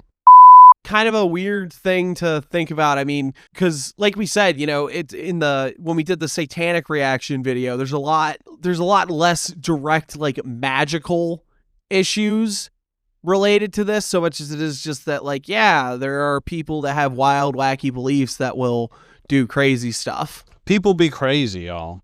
Do they? Yeah, they do. What else you got? More of the African continent. This was back in September as well. Men jailed for witchcraft murder plot against Zambia's president. See, now you're talking. Like, why didn't you lead with that? A court in Zambia. Oh, God. Hang on 1 second. BBC is being stupid and telling me I have to subscribe. What does that have to do with the podcast? I can't read the fucking article. Oh, okay. I thought you were on Grindr again. They didn't just call him up and say, hey. 2 men are on trial in Zambia on charges of practicing witchcraft and possessing charms intended to harm the country's president, in a case that has become a source of fascination in the southern African nation. The interest reflects a belief in forms of magic and supernatural phenomena that remain in parts of southern Africa, and some irritation at the colonial-era law that brands it witchcraft and criminalizes it in Zambia. I hate the colonial piece of legislation that attempts to outlaw practice that it does not understand, said Gonkanani Moyo, a cultural heritage lecturer in the University of Zambia. He said it falls under the nuances of traditional African beliefs. Traditional Zambian societies and individuals believe in strong relationships between the human world and the supernatural, Moya said. The trial also has a heavy dose of political intrigue. The prosecutors allege the 2 men were hired by a brother of Emmanuel Banda, a former lawmaker who is now on the run, to curse President Hakainde Hichilema. Hichilema. Some have dismissed it as a stunt by Hichilema or Hichilema, I don't know how to pronounce things on this show, who faces an election next year. The president hasn't commented on the case. Wait, like he's trying to get like survived an assassination points, but like instead it's I survived the curse. And all I got was this lousy T-shirt. Yeah, and then showing that he's hard on crime on top of it. We're gonna prosecute. Hichilema himself was accused of using witchcraft as an opposition leader by the late President Michael Santa, who asserted that the magic from his home region was stronger. That's awesome. Wait, he said, I'm a better wizard. No, he said, my town's wizard could beat up your town's wizard. I love that. America needs to get in on this. Can I add a commentary here? Please do. So there's a famous part in I can't remember what part of legislation he was trying to pass. Oh, it was the land distribution bill that Julius Caesar was trying to pass. And it was super popular with all the people, but very unpopular with all the senators for the obvious reasons that he was trying to reappropriate the land that all the senators owned. Anyway, so in order to get it passed through, he put what's called a curse clause in, which is exactly what it sounds like. It's like a clause that like is saying like if you try to vote against this, like you will be cursed and your family will have like horrible repercussions. Per Article And, D, like, Section 7. Because the Romans were so superstitious, nobody wanted to vote against it. That's awesome. And like I just love I feel that. like this I would want be the more of that in politics. Yeah, that's great. Although, like, I imagine the Republican equivalent of that would be like, if you vote against this, you're gay. Yeah, no, like legitimately. If you vote against this, you're Antifa, and also you're gay, and your mom. I banged your mom. You're gay Antifa, and I'm your new dad. So, do you guys want to hear about the actual like the evidence against these people? So far, what we're hearing is that this man is he has arrested 2 people who apparently at the behest of a political rival placed some sort of black magic on him, right? Or were attempting and this man has been accused of witchcraft by another political rival who insisted that the magic of his people was greater. Why are these 2 the only ones that are getting charged? Magic.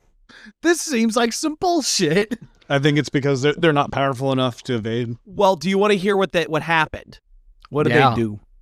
So, police say the men in the current case were arrested in a hotel room in the capital in December after a cleaner reported hearing strange noises. ACAB includes cleaners, I guess, folks. All cleaners are bastards. They were found in possession of a bottled chameleon and other items, including mysterious white powder, a red cloth, and an unidentified animal's tail. The men also faced charges of cruelty to animals.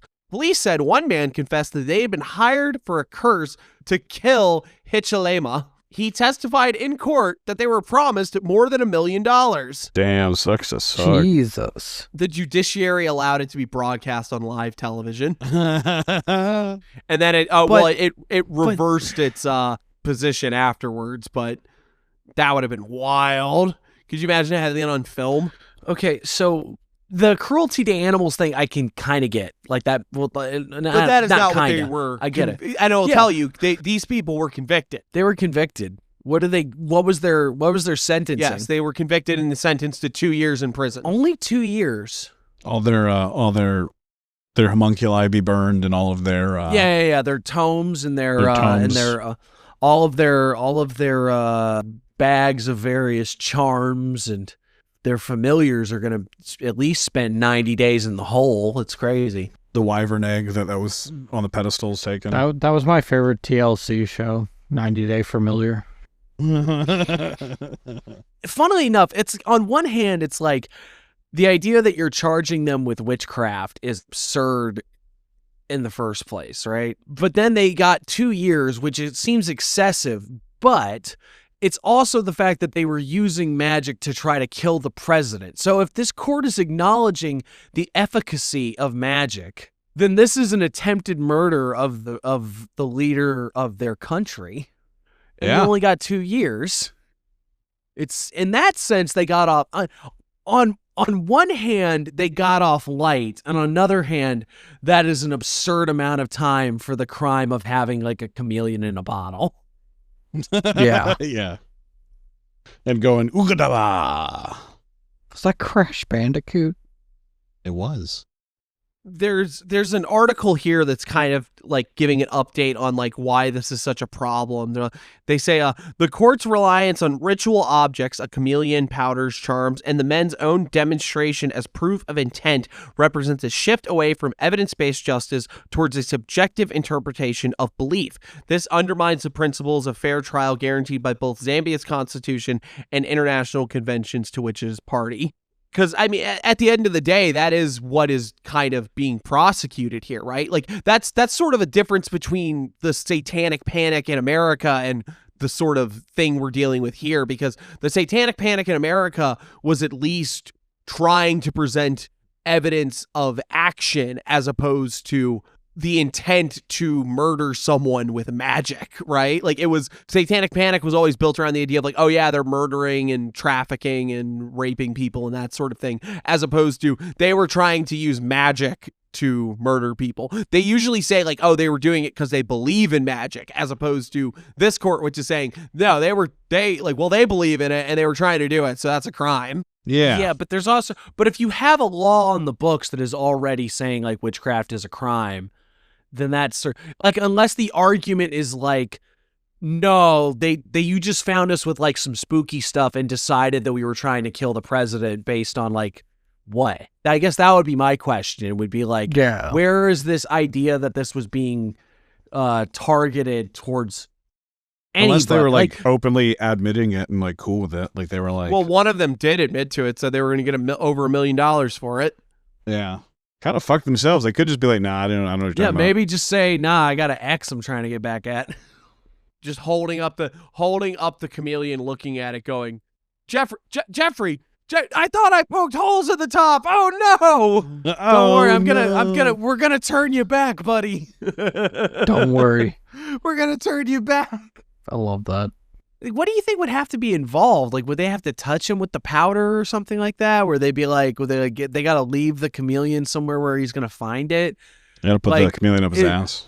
Would there be anything that you could really constitute like, okay, now we have confirmed intent that you're trying to work a hoodoo on the presidente? Rather than this could be for anybody. You know, although from a magic angle, that is interesting because I wonder what the magical link, as Crowley would call it, is supposed to be here, right? Like, what is the thing that's going to make it that this is a curse that's going to kill the president? Do you think they're just going to like say the name or something? Or like, I really want to know what the exact methods are, which I'm sure they're not. I'm sure they haven't presented. No, but I don't think they've thought that far. It seems out of the objects that they had that there's nothing that's going to be particularly rooted towards the president himself. It's not like they had all of this stuff and then a big photo with like an X drawn on it. Yeah. If they did, that's on them. This is actually making me disappointed that they didn't broadcast any of this, because I think I would actually like a breakdown of this trial, like what they were really, like what was their argument about these people were trying to try what they called a hex on somebody. All right, do we want to move on to the next one? Yeah, I guess so. That was better. I think we touched on this one at one point, but I figure we could talk a little bit more about it again if we have. Iraq arrests 48 for witchcraft and sorcery and crackdown on fraud and human trafficking. I think that's from the Lost episode. Oh yeah. When we talked about this on the Lost episode 61. Not the episode 61 that came out that was not episode 61, but the episode 61 that was episode 61 but got lost, so you can't listen to it. You will never hear it. Instead, you've got to listen to the episode 61 that is not episode 61. You get me? No. Anyway, the point is that when I looked this up, I couldn't find anything confirming that this had happened other than a tweet that said that it happened. Did we get any more confirmation?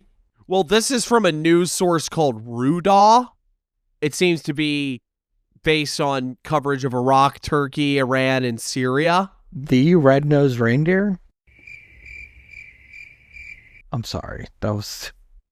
Okay, but are they citing anything besides that tweet? Iraqi's Interior Ministry announced on Tuesday the arrest of 48 individuals, both men and women, across several provinces for engaging in witchcraft and sorcery in a campaign that saw the direct backing of Iraq's Supreme Judicial Council. The state-run Iraqi news agency cited the ministry as stating the arrest was made by the Federal Intelligence and Investigations Agency, specifically the Directorate for Combating Human Trafficking, over a period of 2 weeks. The campaign targeted locations in Baghdad and other provinces where witchcraft and sorcery were practiced. That's poorly written. This probably isn't English as a first language place, but they said the campaign targeted locations in Baghdad and other provinces, quote, where witchcraft and sorcery were practiced in Baghdad and other provinces, unquote. Oh. The ministry said. So I don't know what's going on. Adding that those arrested were involved in human trafficking, exploiting victims through fraudulent and deceptive means, and practicing sorcery while claiming to offer spiritual healing for solutions to family problems. Okay, actually, I don't think this is the same story. This is my mistake. I believe the version that we were talking about was something like arrested however so many odd individuals involved in like a satanic conspiracy that was led by that was the one that I was thinking of. No, but okay, so this is a case of like what people claiming huckster shit, right? The idea of like, all right, they're offering magical services to fix your problems and like, your family issues and whatever, but also they're wrapped up in like human trafficking and the like. That's what it's sounding like. It says, under Iraq's penal code, witchcraft and sorcery are addressed under the fraud article 456, which punishes anyone who profits from fraudulent practices, including exploiting people's beliefs in magic for financial gain, with penalties up to 5 years in prison. See, now we have yet another angle of how we're approaching trying to prosecute I think we occultism. talked about this before. Actually. At least some variations. On a certain level, I understand. I mean, really, there's laws in the West about this sort of stuff. Quite often you will see like tarot reader, fortune teller people that have some sort of disclaimer that it's like, hey, listen, like this is for like essentially for entertainment. You can't come at me when you don't get that job promotion, but you're already maxed out all your credit cards because you thought you were getting a raise. It's like, this is not a liability waiver of some kind. Yeah. And then like, there's a lot of laws about not telling people where they can find treasure. The Joseph Smith laws. New England is full of laws saying you can't tell anyone where they can dig up gold tablets. We've got so many holes to fill in. But and then like Pennsylvania notoriously has like tarot is just straight up illegal. Like to not to own like a tarot deck, but like you can't read tarot for people. And there's this ongoing case of like fucking cops going up to this store and being like, hey, if you guys are doing tarot readings, I'm gonna arrest you. It's like, which is crazy. And she's just like, this is fucking stupid. The silliest fucking shit. Yeah. What's that in your pocket right there? Rider weight? In the back. That was like 15 minutes from where I was living before. Oh, word? Yeah, it was like right near where I was living before. I think that particular battling out as far as legalities and stuff is still ongoing, actually. It is, yeah. At least last I read. Pennsylvania's weird with certain things. Down here, you can say, like, I had a ghost come to me in a vision, and here's your lotto numbers. Give me $50. And, like, they're cool with it. And then you take the $50 and you go play the machine in the back. The machines they're not supposed to have. Now we're both in trouble. Who's going to call who? Yeah. The interesting thing about both of these is that polling, which, it's polling, see how reliable it is, I suppose. In both of these cases, the 48 people and the murder plot for Zambia shows that there's like a significant portion of people that believe in witchcraft in these countries. Yet one of them is approached from the stance of this is very real, and that's why we can take a attempt to curse someone to die as a actual attempt on someone's life.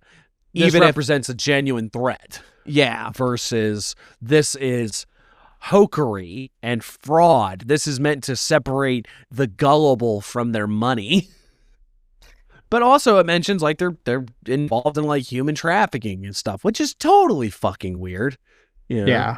But I'm not sure what I'd hate to think that it's actually wrapped up in it because it's like there's people that are trying to get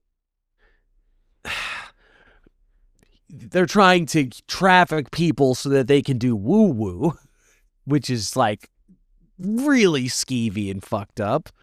But the other option is like they're just doing it because for the more mundane and obvious reasons, which is just as fucked up, if not more so. Right. It's one of those where it's like, this is a headline that it's like, yes, I understand you're saying these fuckers are like, yeah, the people are doing magic and stuff, and that's illegal under this thing, but like you're burying the lead. Yeah. But it's interesting that this particular ministry is making by nature of this headline or this statement to the press, is making the correlation of occult practices and the human trafficking networks. Which, basically, because that's an incredibly popular idea in the West itself. Well, it is until like you start showing the actual pedophilia and human trafficking rings, and now, well, I said believe. I didn't say it was accurate. Oh, okay. It's like then they stop. But it's like once that happens, everyone shuts up and they stop caring. Once it's like, oh no, that's real. They're like, oh, I didn't know it was real. I thought it was just an accusation I could hurl at people I didn't like. Yeah. Wait, you mean there's implications to this? and again, the difference is like, well, like in the Zambia case, they say that like 79% of the country believes in the supernatural and witchcraft, which is interesting compared to America, where we have like 20 to 30% allegedly. I think that number's higher. Well, yeah. Up to like 50% believe in like psychic phenomena, apparently. I was gonna say, and like that's like the thing, like how many of those like fucking, even just think about like the grandmas and stuff that do the like old world magic, but they're like, no, but it's not witchcraft. I'm just reading tea leaves. No, I'm just breathing in their mouth to get the thrush. Yeah. Get rid of the thrush, you know? No, like it's like, so realistically, like you would have to do, like you couldn't really get an accurate measurement of that. Well, also, I think that there's a line of like, there's definitely the type of person that says, I don't believe in that shit. And then like, then you say like, somebody put a curse on you. And you're like, fuck, now I'm cursed. I thought you said you didn't believe in that. Yeah, but now I'm cursed. So if I say I don't believe in it, it's really going to get me. Oh God, it's the, oh God, what's his name? The physicist, Niels Bohr. Niels Bohr, yeah. Yeah, you know where I'm going with that. With the horseshoe? With the horseshoe, yeah. Yeah, it's like I'm told it works if whether you believe it or not. Yeah, exactly. Yeah, yeah. It's like I said, it's interesting to see in America we have such a lower level of belief. But hey, being a psychic though, up to 50% possibly people believe in that sort of thing. That's interesting. I wonder if we have any laws about like preventing fraud in those kind of cases. Because, we talked about tarot, we talked about like finding treasure and stuff. But, well, I mean, we're talking about crime and of the occult variety. And this isn't really a crime. But, I think somebody perhaps thinks it should be. So we'll round it out with this. Beware New Year's woo-woo. Listening to psychics and clairvoyants cost me thousands. It's true though. You guys be safe. This is just a truncated gambling problem. If y'all want to really spend just a little bit of dough on something, make sure to head over to the Patreon, where we won't give you your fortune, but we will give you all the hot breaking news. Tell you what, you drive a hard bargain and you look really great.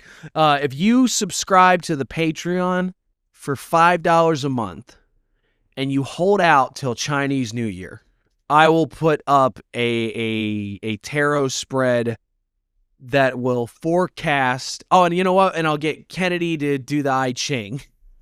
Yeah, sure. And we'll compile them together. And we will do the overarching predictions for the year, and that way, when it comes back around, you'll be able to look and see if we did a good job or not. And it'll only cost you $5 a month. Just $5 a month. That's all it takes. And for an extra $5 a month, you can sign up for Chumba Casino. Our new sponsor. Yeah. For what? Chud Casino. You heard the lady. Okay. So renowned Bulgarian psychic Baba Vanga, who correctly predicted when she would die in 1996. That sounds sketchy. That's just knowing how suicide works with extra steps. Oh my That's not fair. God. I know when I'm going to die. Having also foreseen the untimely death of Diana, Princess of Wales, 9/11, and the 2004 Boxing Day tsunami, also had thoughts about our year ahead. A crippling war in Europe, catastrophic earthquakes, and success for Vladimir Putin. Russia will not only survive, she proclaimed, it will dominate the world. According to Vanga, this is the year we will make contact with extraterrestrial life. I told you guys they're in the damn logs Epstein and files. Yeah. So, how does she know Dugan? Friends of Mork and Mindy. Oh God! It's apparently going to be during a major sporting event. What? Oh no! The World Cup! Football. If that's not tantalizing enough, she also prophesied that the world would end in 5072 or 79. Sorry. Oh, so we're safe. Yeah, our generation's cool. All We right, might not guys, have houses, just get back but at least we got water. Just get back to them. Just get back to burning them fossil fuels. It's fine. Trust me, it's easy to get hooked on this stuff. It's a bit of harmless fun, right? Yes, up to a point. But I'm what happens when you get so sucked into the world of precognition that we take things just a little too far and end up paying clairvoyants and psychics to tell us how our own futures will play out. When I think about how much attention I have paid to such people over the years, I look back and gasp. My dependence on personal prophecies. There have been many times that I've needed consultation on a weekly basis, has cost me thousands of pounds. I don't beat myself up about it anymore because I'm not alone in having sought help. Those who claim to have the power of foresight have existed for thousands of years, and more than a quarter of Brits believe in the existence of gifted people, while 23% admit to visiting a psychic in person or having a consultation over the phone. On TikTok, business is booming for tarot card readers as people long for romantic and financial assurance. During one particularly turbulent point in my life, I couldn't function without talking to a clairvoyant, which got costly when she began charging me £60 per chat. Admittedly, she got a few things right over the years. That's why I hired her.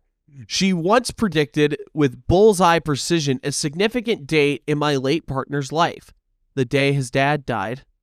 When she told me she couldn't ever see my father living in the studio we had built for him in the garden, I took it to mean he would die before it was completed. Instead, me and my 2 kids moved into it, letting him take over my entire flat. So she was right again. Now I'm waiting for the financial windfall I've been promised, the move to the United States for 3 months, and the man who's waiting in the wings. Over the years, I had her on speed dial, sometimes spending up to $120 a week on her prophecies. She was on tap for all my dating dramas when I was desperate to have a baby and when my biological clock was falling off a cliff. As I spent my life saving on IVF, I would phone and ask in despair, "Are you sure you see me with his baby?" before another failed round. She felt exasperated by my lack of belief in her prophecies, but her great line was, "I wish I could be as accurate for myself as I am for you," which in my darker days gave me great hope. Eventually, it was she who cut herself off from me. She later admitted it was over something she had foreseen, but not felt able to warn me about. Writing this article. So I heard you're going to talk shit about me. So midway through our IVF journey, my partner killed himself. Oh, that's a downer. Oh, Jesus. Oh, I was in disbelief that she could possibly have known about an impending tragedy and kept quiet. But in her defense, she said, "How could I tell somebody something like that?" What the fuck? My partner had no idea I'd been seeing a psychic. I was dependent on her. There were 3 of us in that relationship. I'd say to myself, she can't be right. So often she was. I've always been heavily influenced by psychics. There was one on the Blackpool Promenade who told me I'd live to be a ripe old age and I'd marry somebody I already knew, which has made me question all sorts of inappropriate people as my future husband. Another medium prophesied that I'd have a house in France and my name would be up in lights. both accounts, I'm still holding my breath. At a seance in Turquoise, I don't know. It's a Jamiroquai is the name. After my partner's death, I was told that I would have 2 children with him. I only had 1 at the time. However, the psychic medium was quite adamant about the size of my family. Is it Turkey? When I went on to have my second child, who had been in the ice for years as an embryo in a Russian IVF clinic, was it the medium's words that gave me the courage to proceed with the pregnancy? Perhaps, because I'm certainly invested. When she also told me that my late partner wanted to move on, I felt dumped from the afterlife. You sound fucking crazy. The last psychic I spoke to was in New York, who claimed to have communicated with both my late father and late partner. She mentioned I needed to be more open to a romantic relationship. It doesn't have to be lightning bolts, she advised, but the thing with psychic mediums is that there's always men waiting in the wings. I just can't fathom who they are. Jesus Christ. Could it be the handsome single dad I fell out with over Cluedo with the kids on New Year's Eve while arguing over the rules? I'm sure we'll make up, but in the meantime, I'm wondering if it's time for another psychic medium session, because I just need to know what the hell happens next. Was that the entire article? Yeah. And that's the whole fucking article. That was the entire damn article. No, you need a therapist. Yeah, honey. you need a... You have what it is this person has an overwhelming issue with uncertainty, and they've also had some really horrible things happen to them, and I feel that feels terrible. Why was that article such a downer? Like, man, that sucks. You notice though, it's like, hey, I've wasted thousands of dollars on psychics, but then tells us all the times they were right. It's like in the same sentence that they wants to tell them, like, well, that's kind of like human nature confirmation bias thing. No, it's sunk cost fallacy, where you're like, you spent the money on something, and so you have to believe that it's true because you spent the money on it. Yeah. But also they are overall making the point that's like, this has cost me a lot of money, and I keep like compulsively going to these psychics. Jesus and Christ. That's just very sad in so many ways. I guess this is the point we asked this. Do you think that and I hate to say it like this, but do you think that Iraq is onto something with the kind of like fraud nature of this? Like, doesn't it feel a little skeevy?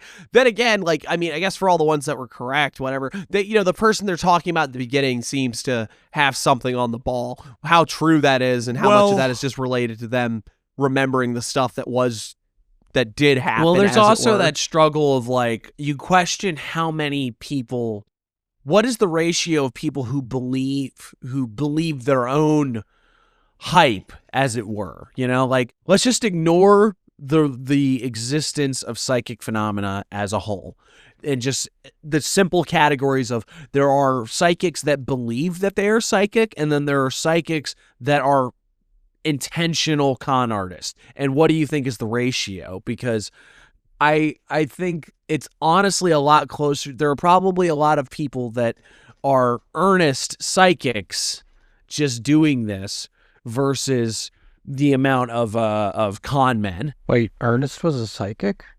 Yeah. Know what I mean, Vern? Vern. I'm summoning the Dark Lord, Vern. Come on now. I just had a vision, Vern. I think at one time it was honestly a lot more con men. Yeah, but I think I see what you're saying. I think in particular, like the TikTok tarot reader, TikTok psychic stuff, I think the internet has made a lot more true believers of this sort of thing. Even the people that are doing it for money. Oh yeah, well, it's a normalization of the economy of it as well. Yeah. You get into grifting and into cons sometimes because the market may be, regardless of saturation, it may be niche enough that you could fly under the radar. Yeah.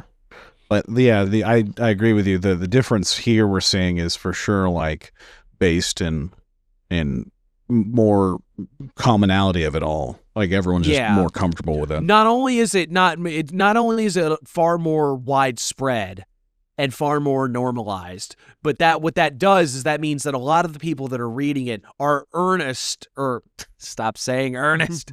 You know what I mean? But a lot of the people that are doing these things now sincerely believe in what they're doing, which you can believe in it and then like still be wrong, have a problem, and still have a detriment, still be predatory in what you're doing to people ultimately. I think there is a certain level of responsibility if you're going to do something like that, of like, know that like if somebody seems like they're too hung up on what you're telling them and they keep coming back to you and you keep taking the money, it's like, I get it that like it you know, we're all prostitutes and under capitalism, but like at certain level, it's almost like, man, am I enabling this? Am I part of the problem here? Am I the bartender that's serving the person that's had way too much already? You know, are we? Am I playing into this person's anxiety disorder? That's a tough one. But and the thing I'll say too is that it's like I think I might have given somebody like $5 for a tarot reading, and it wasn't like a charge. It was more of like I just wanted to be nice because they gave me a tarot reading. They were doing it for free, and it was like, I'll give you the $5. Just like you can give $5.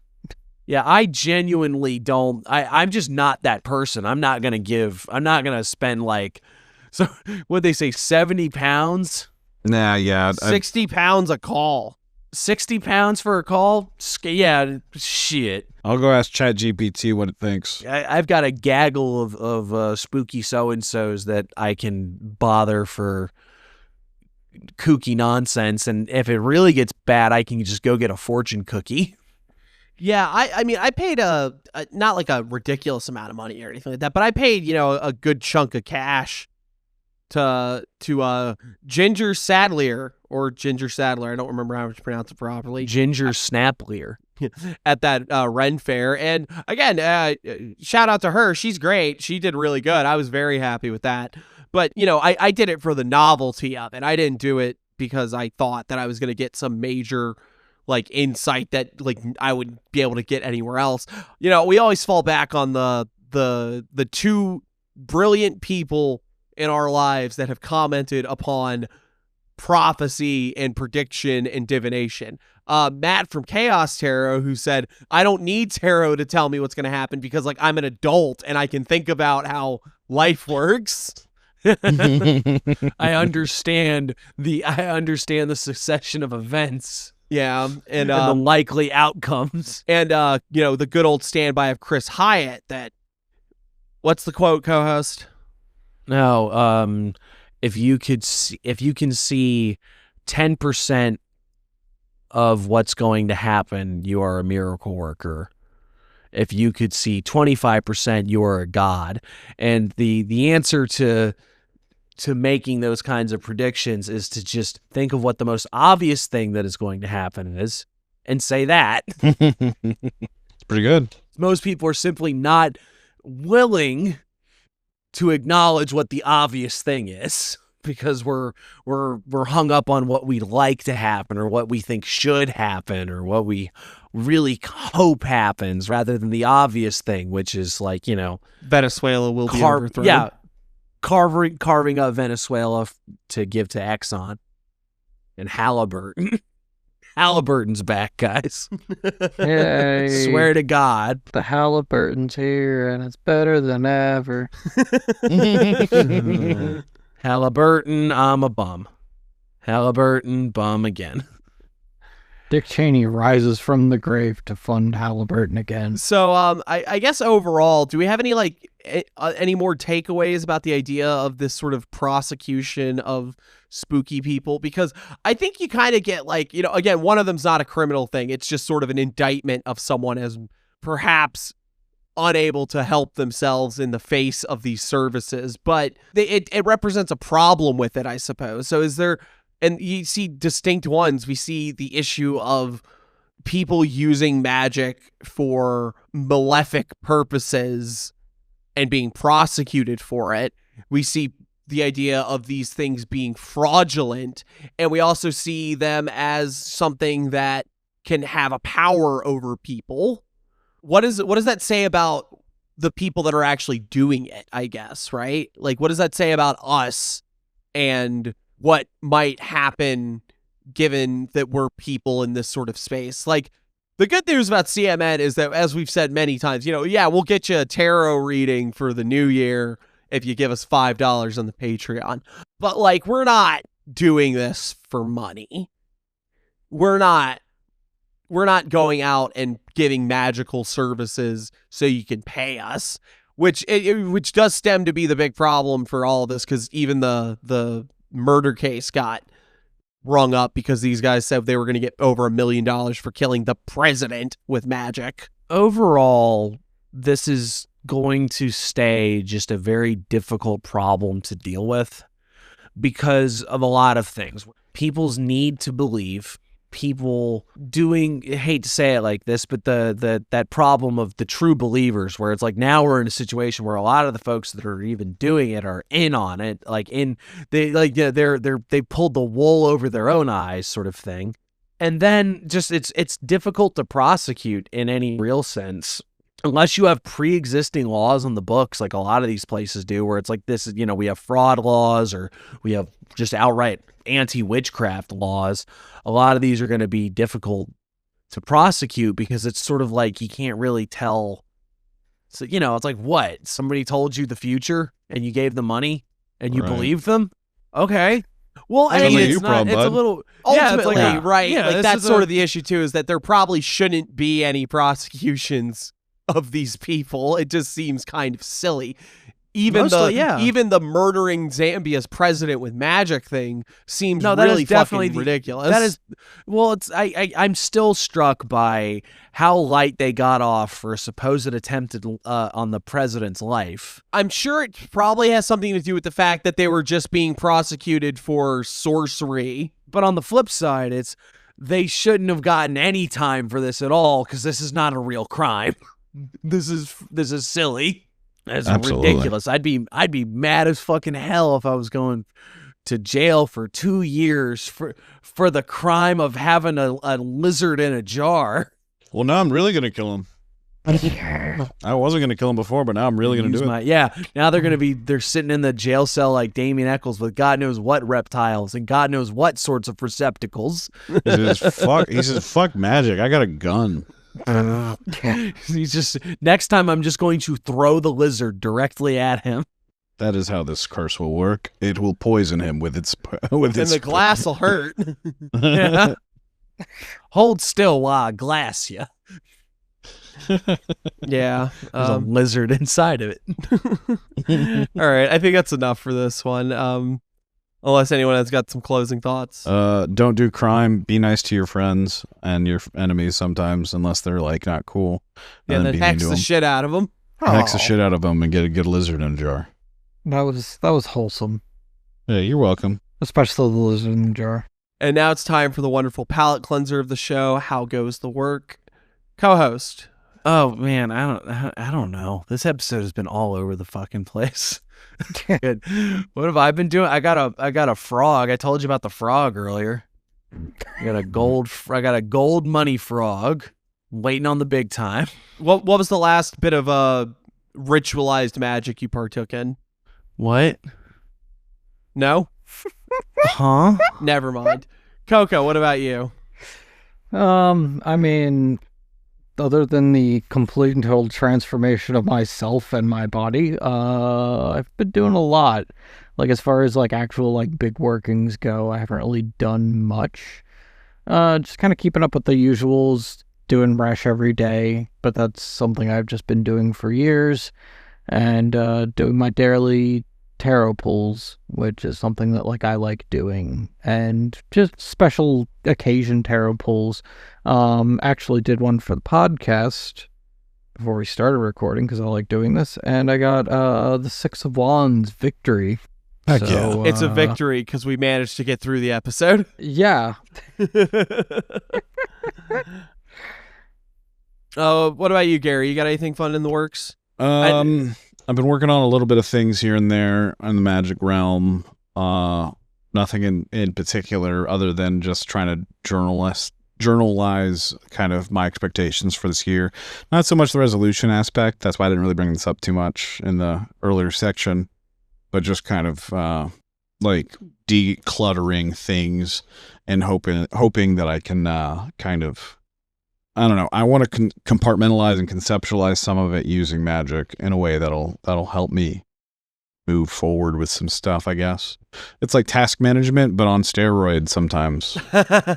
You want to try to include some sort of like magical practices into your life so you can work better towards the goals you're trying to achieve.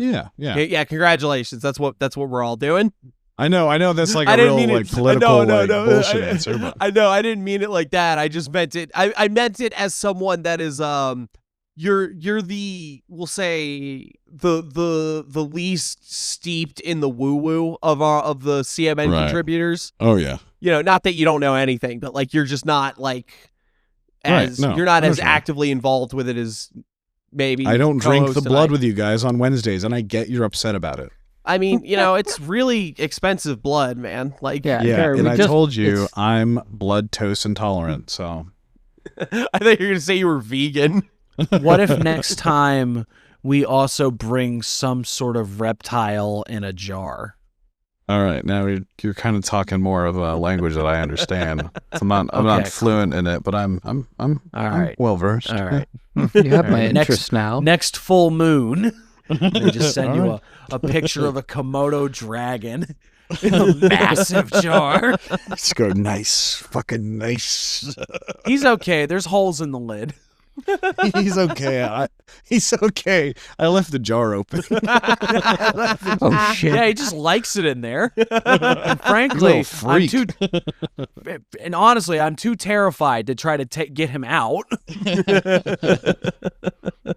can just, you know what? You can just have it. Just leave that entire wing of the house alone.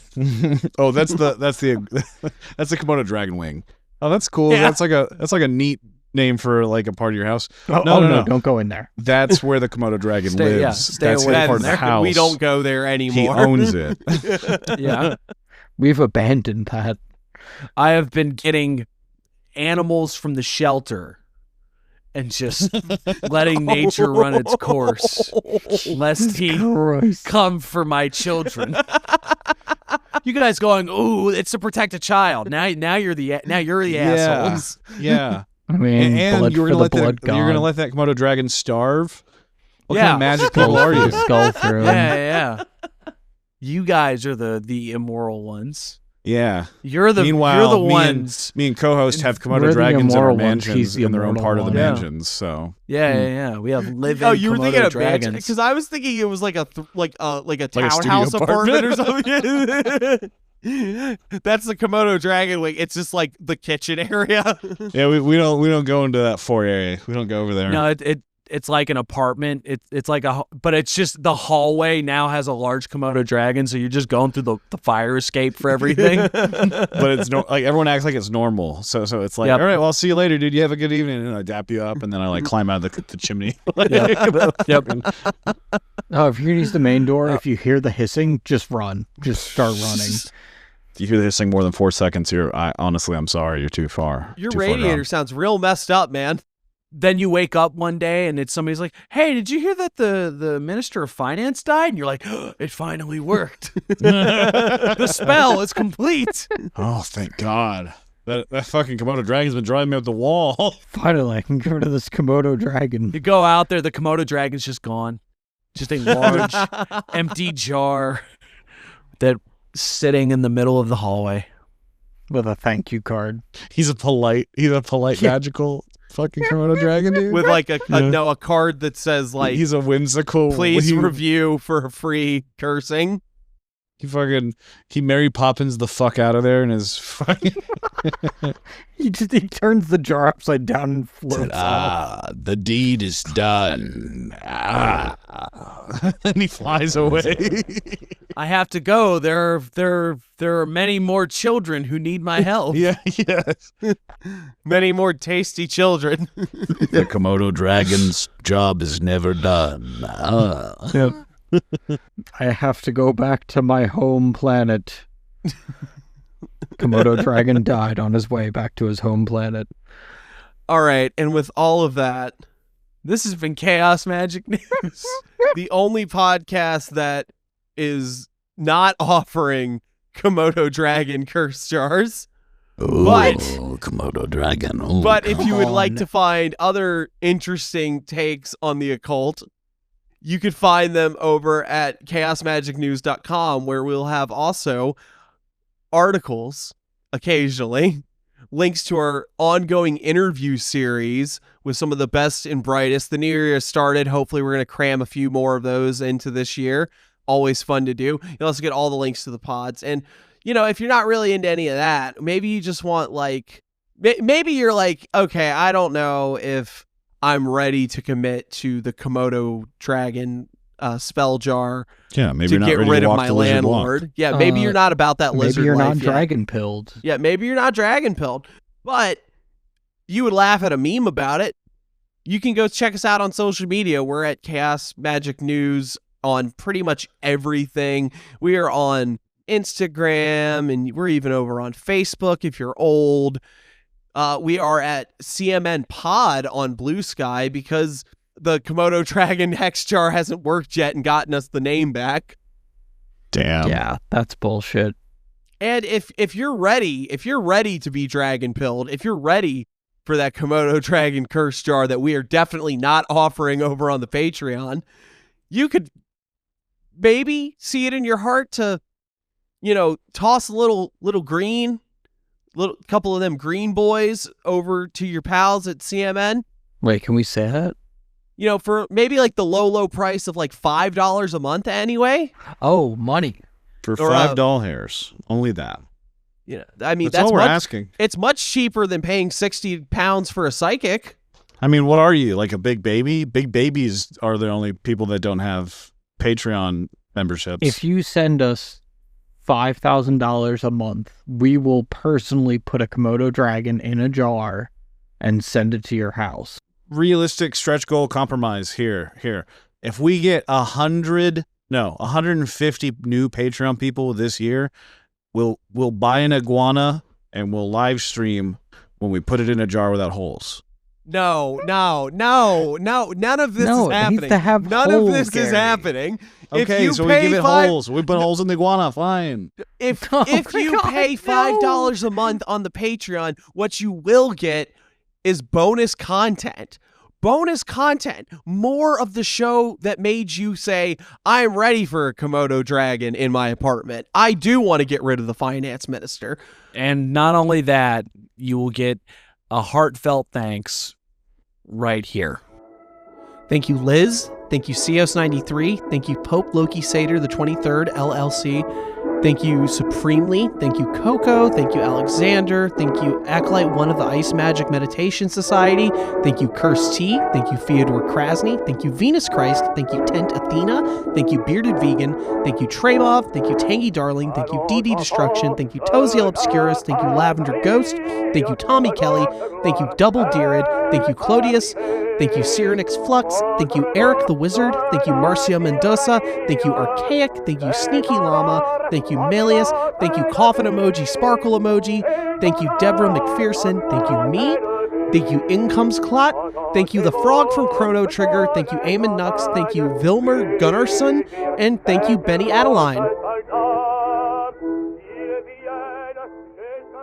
And if you want, I might like kill a lizard or something, I guess. You are all on some lizard. If No, that's what we're no, all- this is the part where we thank the Guys. patrons. Calm down. Guys, you're forgetting something. What are we forgetting? What else do we have? Our lovely, lovely Discord. Oh, yes. We yeah. never mentioned yeah. the Discord. You can check See, us out. we all sounded like, oh, yeah. Yeah. Oh, if- that thing. Oh. If you liked us, if you want to say, hey, I would like to talk to you about this Komodo dragon plot that you're hatching, you know, maybe hash it out Wait, a we're little bit hatching with them ya. now? Maybe I don't know. No, we're putting them in a pot. I'm getting lost in the bit. I'm not even sure if we're actually. Are we really doing this? We're chopping them up into pieces Yeah, and putting them I in a mean, hash. No, I am we're not. pretty sure that legally there's no way to get a Komodo dragon. And you I don't definitely really- can't hash it. I just bought 17 Komodo dragon eggs off of Temu, so Oh, they're on their fuck. way. The compound's going to be fucking hard to get through. But if you do want to come talk to us, you can find us over on Discord, links over on all the socials. You can find it in our link tree. You can find it in the metadata for this episode. Come talk to us. Come give us a yak. Say, hey, are you guys actually doing the Komodo Dragon bit? Because, like, I know you said you weren't doing it, but you seemed real committed to it. And you guys kind of flip-flop a lot, like, on what's real and what's not real, because everything isn't real. You guys seem to have a tenuous grip on reality and what you're actually doing, so I just wanted to check in. So head over to iguanakiller3000.com and watch my live stream. Jesus. All right. With all of that said, Gary, you're not getting the last word. Coco, would you like the last word? Komodo dragons for the win. All right, everyone. Thank you so much for listening. We will see you next time. All right. Bye-bye. Bye.